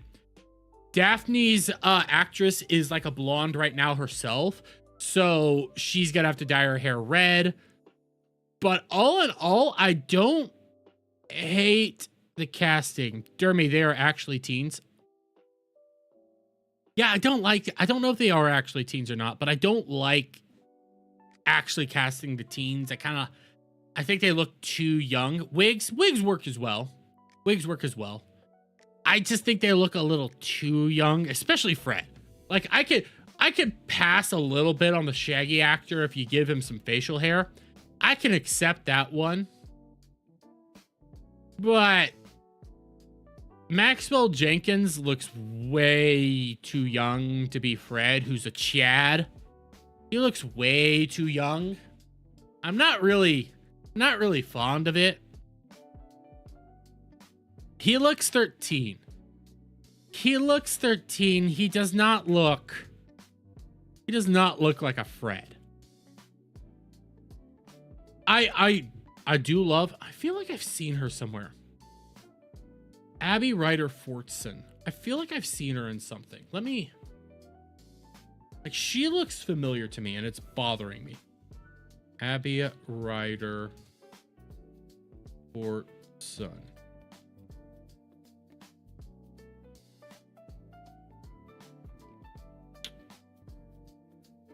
She was in Ant-Man and the Wasp, Ant-Man and the Wasp Quantumania. He's in The Pit. She's in all 3 fucking movies. Who is she? She's in Trolls. I don't know this actress at all. She's 18 years old. Okay, I don't know. Why does she just looks familiar to me. I'm going to look up Tanner Hodgins, Tanner Hagen, who's Shaggy. Tanner Hagen. Oh. Again, he's been practically a nothing. I'm about to... Oh, he's also been in The Pit. What? It's weird. But, I'm gonna be real. I saw this picture. I'm becoming more torn on this one.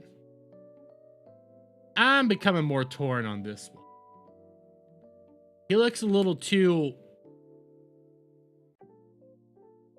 a bit too youthful. And he's also 21.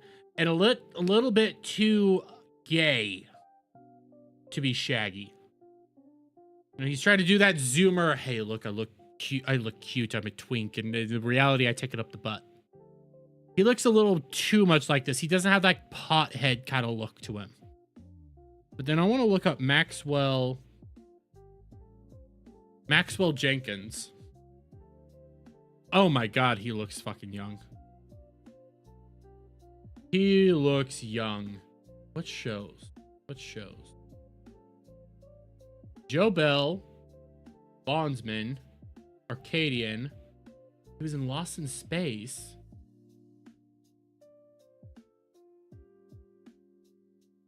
Pop star.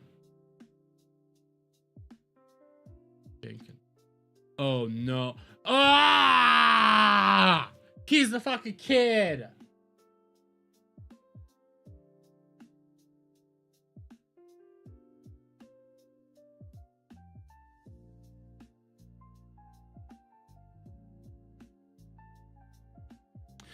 I can't stand Lost in Space.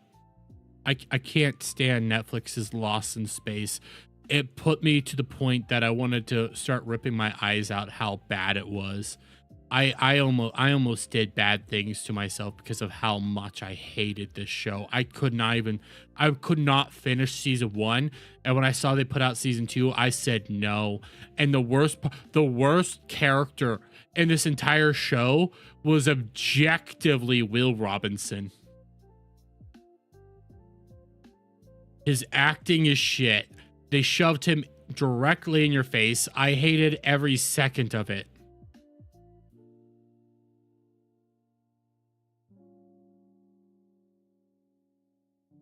I hate. Oh, God. Oh, God. What about McKenna Grace? Let's just see. What has she been in? McKenna Grace. She's 19. It's a... Wait.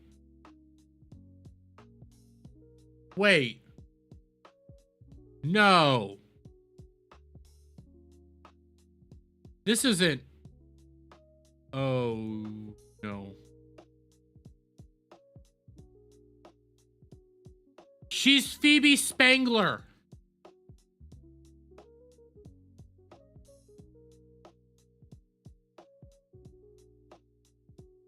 She's Phoebe Spangler from the Ghostbusters, the newer ones.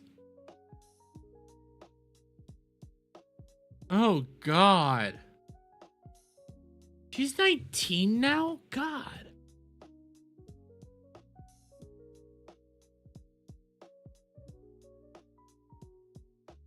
Oh, God. She has had some work done. Because her nose does not look as pointy as it once did. It looks less pointy now. You know what? You know what it is? She grew out her hair. Her having longer hair actually makes her look more attractive. That's what it is. Her having longer hair makes her look more attractive. The shorter hair does not do her justice. Oh, God. I feel dirty now, too. I feel gross. I feel gross. I feel gross.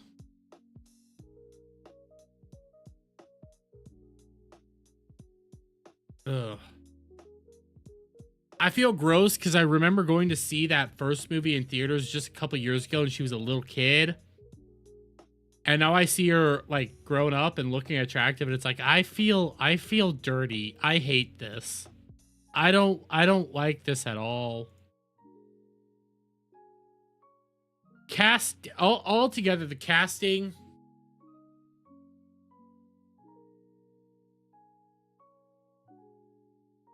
I need to see them in their costumes.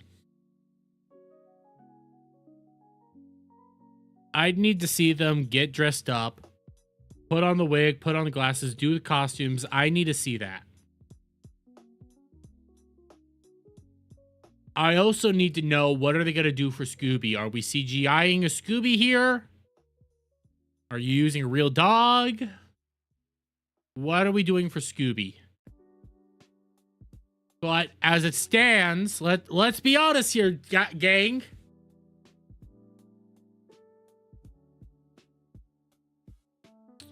Daphne's white. Shaggy's white. Fred is white. Velma's white. None of them be black, none of them be Asian, and none of them be Indian.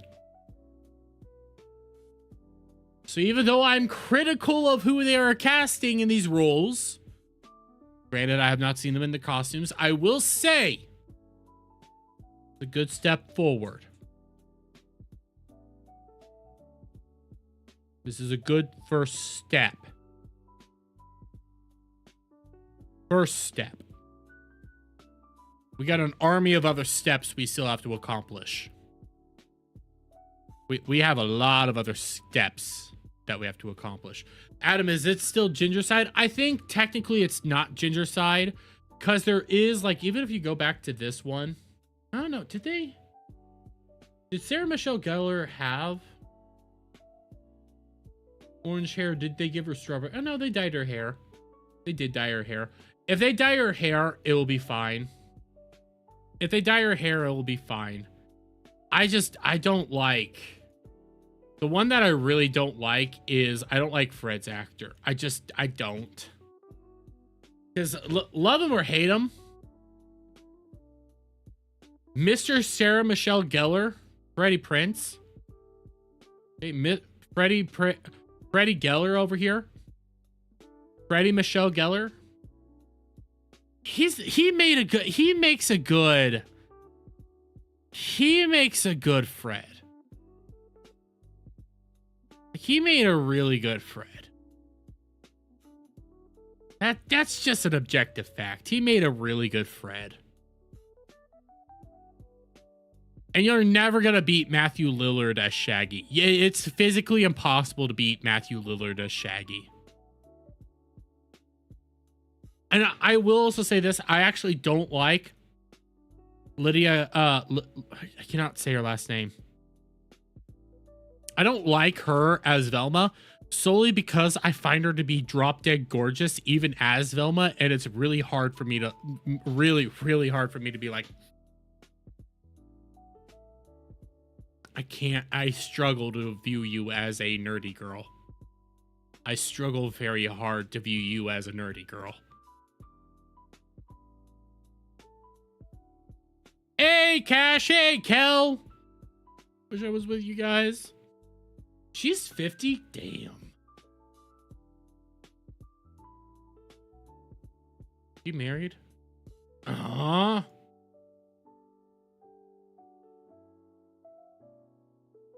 Steve Rodriguez. Why do I know who Steve Rodriguez is? Why does that name sound?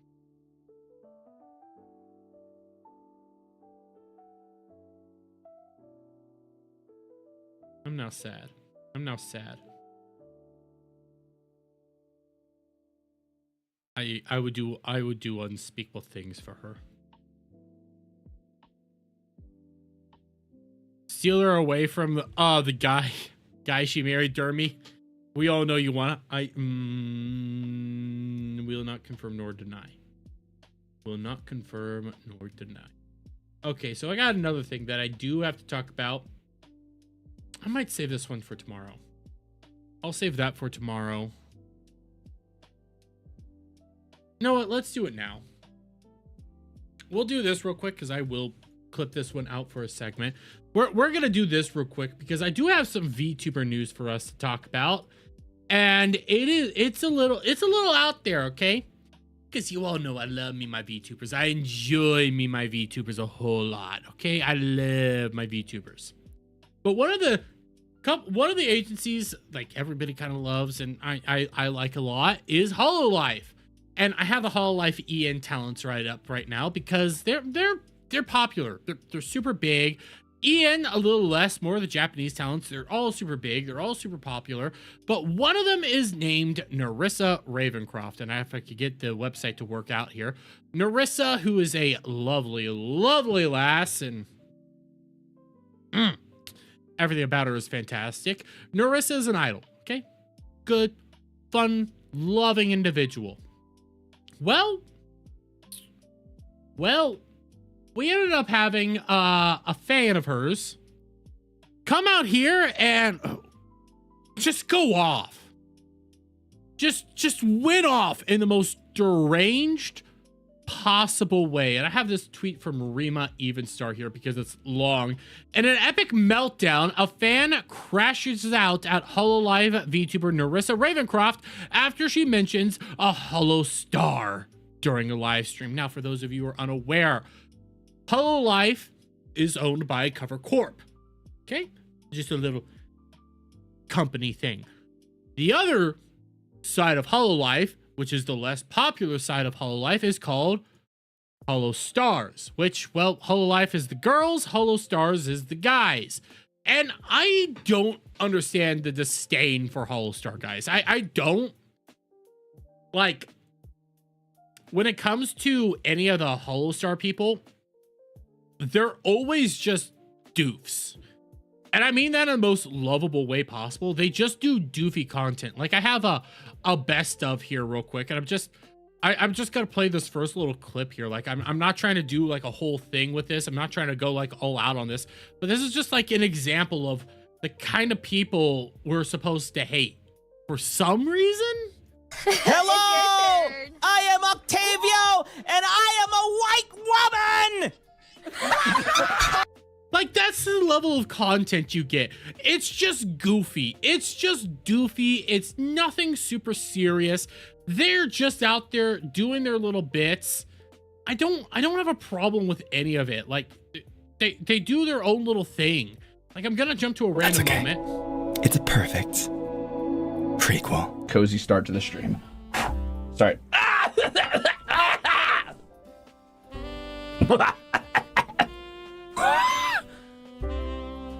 There's I had an Arcturus hair in that bowl and I blew it out, but there's glitter everywhere now to my eyeballs. Fuck. This is the level of content you get from them. I don't hate it. I just find them doofy. I like them, in fact. But because Narissa said one of their names on stream, we have this. Dear poetry, I would have to argue, because it is insane to read this, but at hashtag RissaLive, Narissa, what in the name of the good Lord is this? Nearly a year ago, during a membership stream, you came to us jailbirds to explain that you would never collab with or name drop on a Holostar, male VTuber, or male content creator in your stream. And now you randomly drop a Holostar name. You made a promise. You said that stream would not change. You said that you would never do such a thing to your precious jailbirds. You said that through your actions, you showed your intentions and your lack of interest in collaborating with male VTubers and male content creators. You made us a promise. Holy parasocial. You said the only exception was for music. No one minded a male professional vocalist or a producer. I'm just gonna say there's probably more men in this area than just a producer. Probably people that are actually even working on like the leveling and stuff like that, actually like the technicians. I'm just gonna throw that one out there, buddy. That's normal. You told us that professional male vocalists and music people were the only exception. You said that because you are a perfectionist, you had a specific dream collab. Everybody understood that. Everybody was fine with that. OMA Holic came out good. Bird Brain came out great. You told us that this was the only exception. Not a single soul minded that.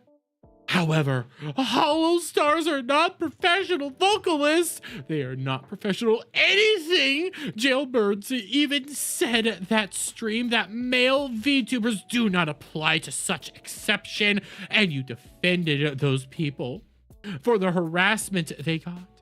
Holostars are a blight to everything that falls under cover. I often even wonder why cover keeps them around, but that is besides the point. I don't get it. I legitimately don't understand any of the disdain for Holostars. I don't. I've heard people do this whole thing where it's like, it's gotcha games where you don't want your waifus to be mixed up with the dudes. I've heard it's, you know, the parasocialism with the idol culture where you don't want your idols to be interacting with dudes because you want them to be pure. I mean, it's Narissa, what can you ask for? I'm just, there's this level of disdain for them that I don't get. Like, it doesn't make sense to me. They're doofs, and I say that legitimately, lovingly. I'm not saying that to be derogatory, to be mean to them or anything like that. They're doofy guys. They hang out, they do shit. They're funny a little bit. It's kind of cringe funny, but they try. They do really good streams. I've seen their content. They put in the work. I give them credit for that. Just because they're not as popular as your Hololive girls, because I hate to pull this card, they don't have as big of you-know-whats,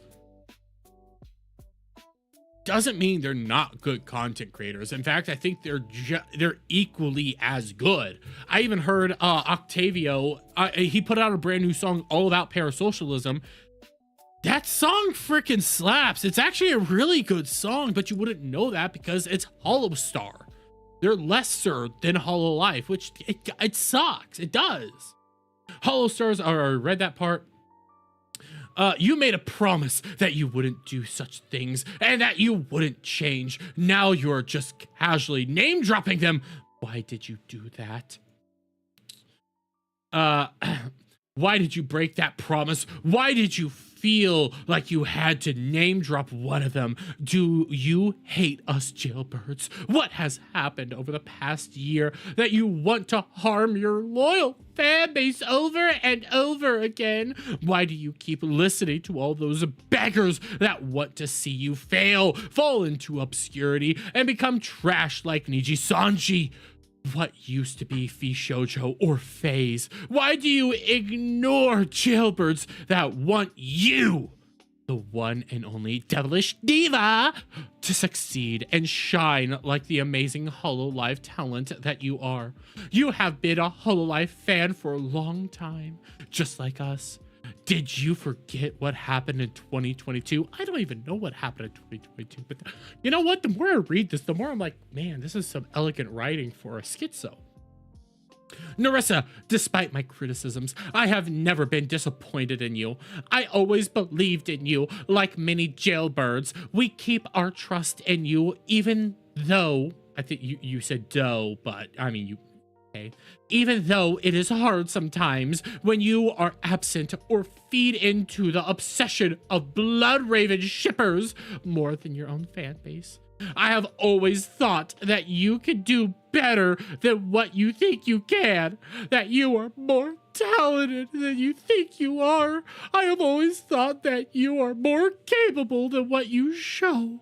However, I reject mindlessly supporting you without being critical over the stuff that you do. That would be following someone like blind sheep.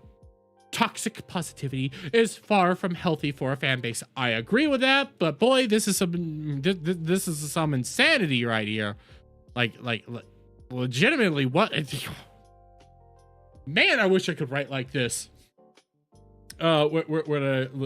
I have never lost any hope in that you could do the most wonderful things, but this, breaking this promise, it feels like a hard smack to the face. We were there for you to cheer you up when you were down. We cheer for you when you are happy. We celebrate your accomplishments with you, but this is the first time I, and probably other jailbirds too, have felt truly disappointed in you. Broken heart emoji. My God. Oh my God, it's still going on. 2 weeks ago, my Advent varsity jacket came in the mail. I have been proudly wearing it whenever I go to my university campus or travel around within the country or from country to country. Country to country for work or other leisure. I have spoken to many fellow Hololive fans at random locations about how cool Advent is. Whenever they ask who is my Oshi, I always show the Shadow Narissa mini plushie on my bag and the Narissa linking chain on my jacket and proudly say, Narissa, of course. She is so lovely and silly. She is such an amazing singer. She is literally the best. But now this broken heart emoji. How can we trust you if you break such an important promise like that? Please do tell us, Narissa. Why did you do that and break that promise you made to us? Broken heart emoji. Then we get this, which I don't know what this is actually supposed to be in reference to. I'll be fully clear here. Let me just open image in a new tab. and I'm going to just take a look nearly. Holostar, hey, this isn't the first time the fan. Oh, so this is this isn't the first time the fan known as Myron has crashed out over Narissa. Last year, he melted down on her for not working hard enough and failing to hype her own concert despite the fact that she had been away from home for 6 months with limited access to a PC. And this is this, so this would be Myron right here. I'm going to zoom out a little bit just so I can read this a little bit, but this is more proof. I think this is possibly the least hyped concert so far. It's just radio silent, and it's most likely Blood Raven in the concert. Man, I miss Narissa. Whatever, here he is again. It's not mean to point out the facts. It's not like she has streamed a lot in the past 6 months to make a decent hype for the concert, unlike last year where she even released IMF. Here he is again. No one is saying that she isn't working hard, but you're trying to justify bad decisions and making it oh my god, parasocialism up the wazoo.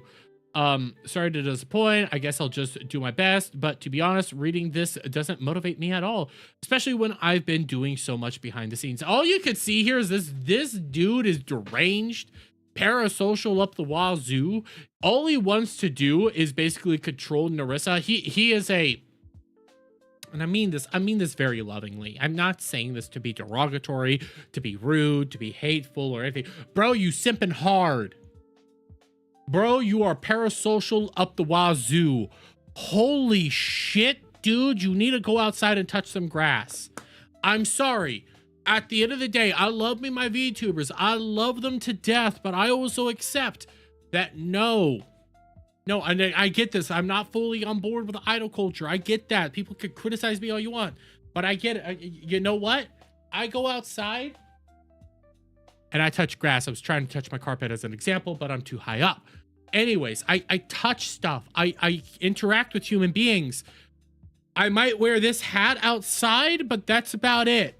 I might wear the hoodie too if it's cold, but I don't do this. Normal people don't really do this. And dude, you're taking this shit too far. But it has led to Narissa actually giving a response. Now, I did know that there was a clip earlier. It looks like it got deleted, the post that I was going to pull up, but she has actually issued her own response in which she says, I love women. I love men. I love jailbirds. I love Hololive Productions.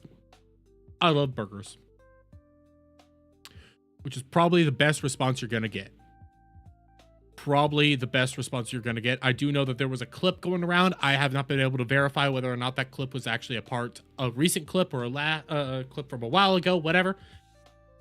But this is probably the best response you're going to get, in which she's basically just saying, hey, I'm going to do what I'm going to do. I'm going to do my own thing. I'm going to make the content I want to make. And I do know in that clip she said I never actually made that promise. This dude's deranged. But okay. All I gotta say is, dude, please touch some grass. Quit being this level of parasocial. It's a problem. You need to better yourself as well. That's all I'm gonna say on that one. You need to better yourself. I don't get it. I don't get it at all. Holy shit. I thought I did the dramatic reading just for a fun bit because I thought it was one post. Then it just kept going on. So I had to stick with it. I had to stick with the dramatic reading. I had to. And I'm happy I did. Holy shit. What the fuck? I never want to get that way. I love my Oshis. I have my Bow Shaker Cup. I'm getting a desk mat for Scooch on. I'm getting a shaker cup with Smuggalana on it. I was gonna get some Kirsha merch, but timeline just didn't work out very well, so I couldn't get my Kirsha merch, which kind of sucks. But it is what it is. I'm not gonna cry over it a lot. Anyways, though, I'm going to get Kirsha merch eventually, but like I get my merch. Like I support the creators I like to support. I do this constantly. I think that's a good idea. But bro needs help. Bro needs help. And I have one last thing, and I was gonna do this yesterday, but because I don't think I'm gonna be able to put out that Spider-Man clip, because well, fuck. Here, I'm gonna keep my BGM on because fuck Sony. I'm gonna do this because Skybros did actually put out a recent AI video titled "It's Bollywood-zilla." Now, I have not watched this yet. I've been looking forward to this. I've been saving this actually in the background for a little while. So I wanna check out what is this Bollywood-zilla. It's only an 8-minute and 52-second clip. We could watch this and just react to it because I want to see what he's putting out here. I want to see what is Skybros like cooking up with all this stuff. City has a new night. Here, I'm actually gonna turn it down a little bit and also turn it down to my headset. Whatever it is, it's getting closer. You can't fight what's coming. Oh no! What the fuck is that?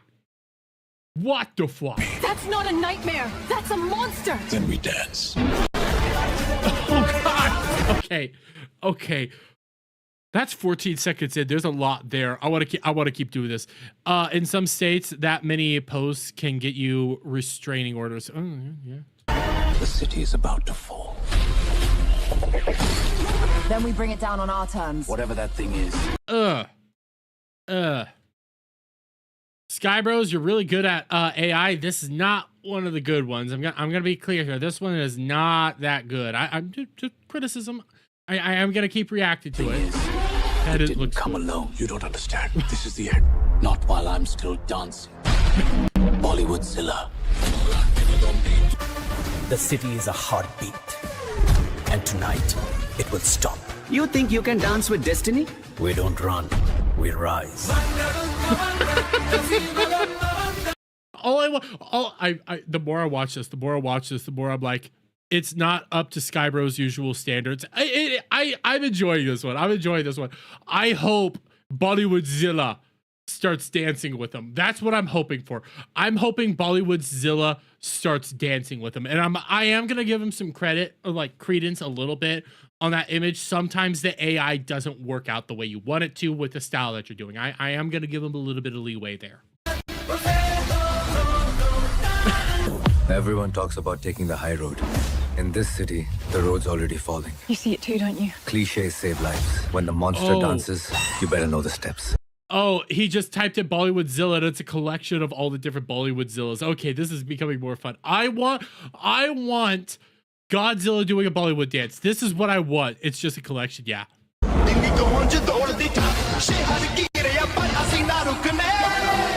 The city doesn't need a hero. It needs a miracle. Miracles cost extra. Then do something impossible. That's my specialty. Please? Looks like the world is about to change its tune. Time to dance, big guy. No, I just want him to. I want Bollywood-zilla to dance with the people. That's all I'm asking for. Please, I find it hilarious.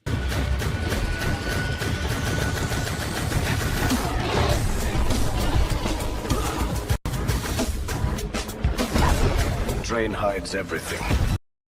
The voiceover dialogue is the free level of 11 Labs or something similar. I think I'm gonna stop recording this one. I think this is more or less just him playing around with stuff and putting stuff together, because you can tell like it's not great. It's just what he got from whatever he has here. Except fear. Oh god, that is the fucking motorcycle was driving backwards. It's everything except fear. See, it was driving backwards and it just flew. It doesn't just roll, it dances. Yes. Some storms dance. Drop the beat, monster! Yes. I got my little thing. I think it was Sora too. Listen, I've enjoyed. This is a fun little clip. I thought it was an actual thing. This is fun. That's just enjoyable here. I'm not going to put that out as a recording, but that's just a fun and enjoyable. Go check it out for your guys' selves. I like it. I like it a lot. Dash, I know you sent me something, I think last week, that you wanted me to react to. I lost it. I accidentally exited out of it, so I don't remember where it is, and I don't remember what it was. So if you could send that to me again, I would greatly appreciate it. Actually, Dash, the best way to get send stuff to me to make sure that I see it, just DM me on X or Discord, either one of those. I'll see it, I'll store it, and then I'll be able to react to it when I get a chance to. When you just tag me in it, I don't usually see it that well. So just for future reference. But on that note, I'm practically tapped out. I'm tapped out of topics for tonight. I'll probably have the Narissa clip put up for tomorrow. But in the meantime, guys, let's start wrapping shit up. Let's start getting going out for the night. Let's see who's streaming right now. Who is streaming right now? Let's see. We got the Crucible, Phillion and Friends, Kosa G Bijou, Gigi, John Malin, Noob. Why am I'm still subbed to John Malin? What the fuck? Mama Oko, Camelot, Kiba. There. Oh, Jeremy's live. Okay, I'm gonna raid into Jeremy for the night, guys. I'm going to raid into Jeremy for tonight, and I will see you guys all tomorrow because I don't know if we're having a pregame or not. So I'm just going to stream myself. If we are, I'll probably wrap up tomorrow night early, or we might play a game. I don't know yet. It's been a weird week for topics, but this Friday, I need to check with Weasel. First Weasel. Friday, I do want to actually play Repo. And I got Shock to agree to join us for Repo. I got Shaka Zulu to agree to join us for Repo. So I need 2 more people for Repo because it's a 4-person game. Is it 4 people or is it a little bit more? I don't remember. But we got Shaka Zulu for Repo right now. I need to get with Static to see if he'd be interested in Repo. 8 p.m. Central Time, so that's 6 p.m. Pacific. I think that'd be 7 p.m. Static's time. I need to see if he would be interested in some Repo.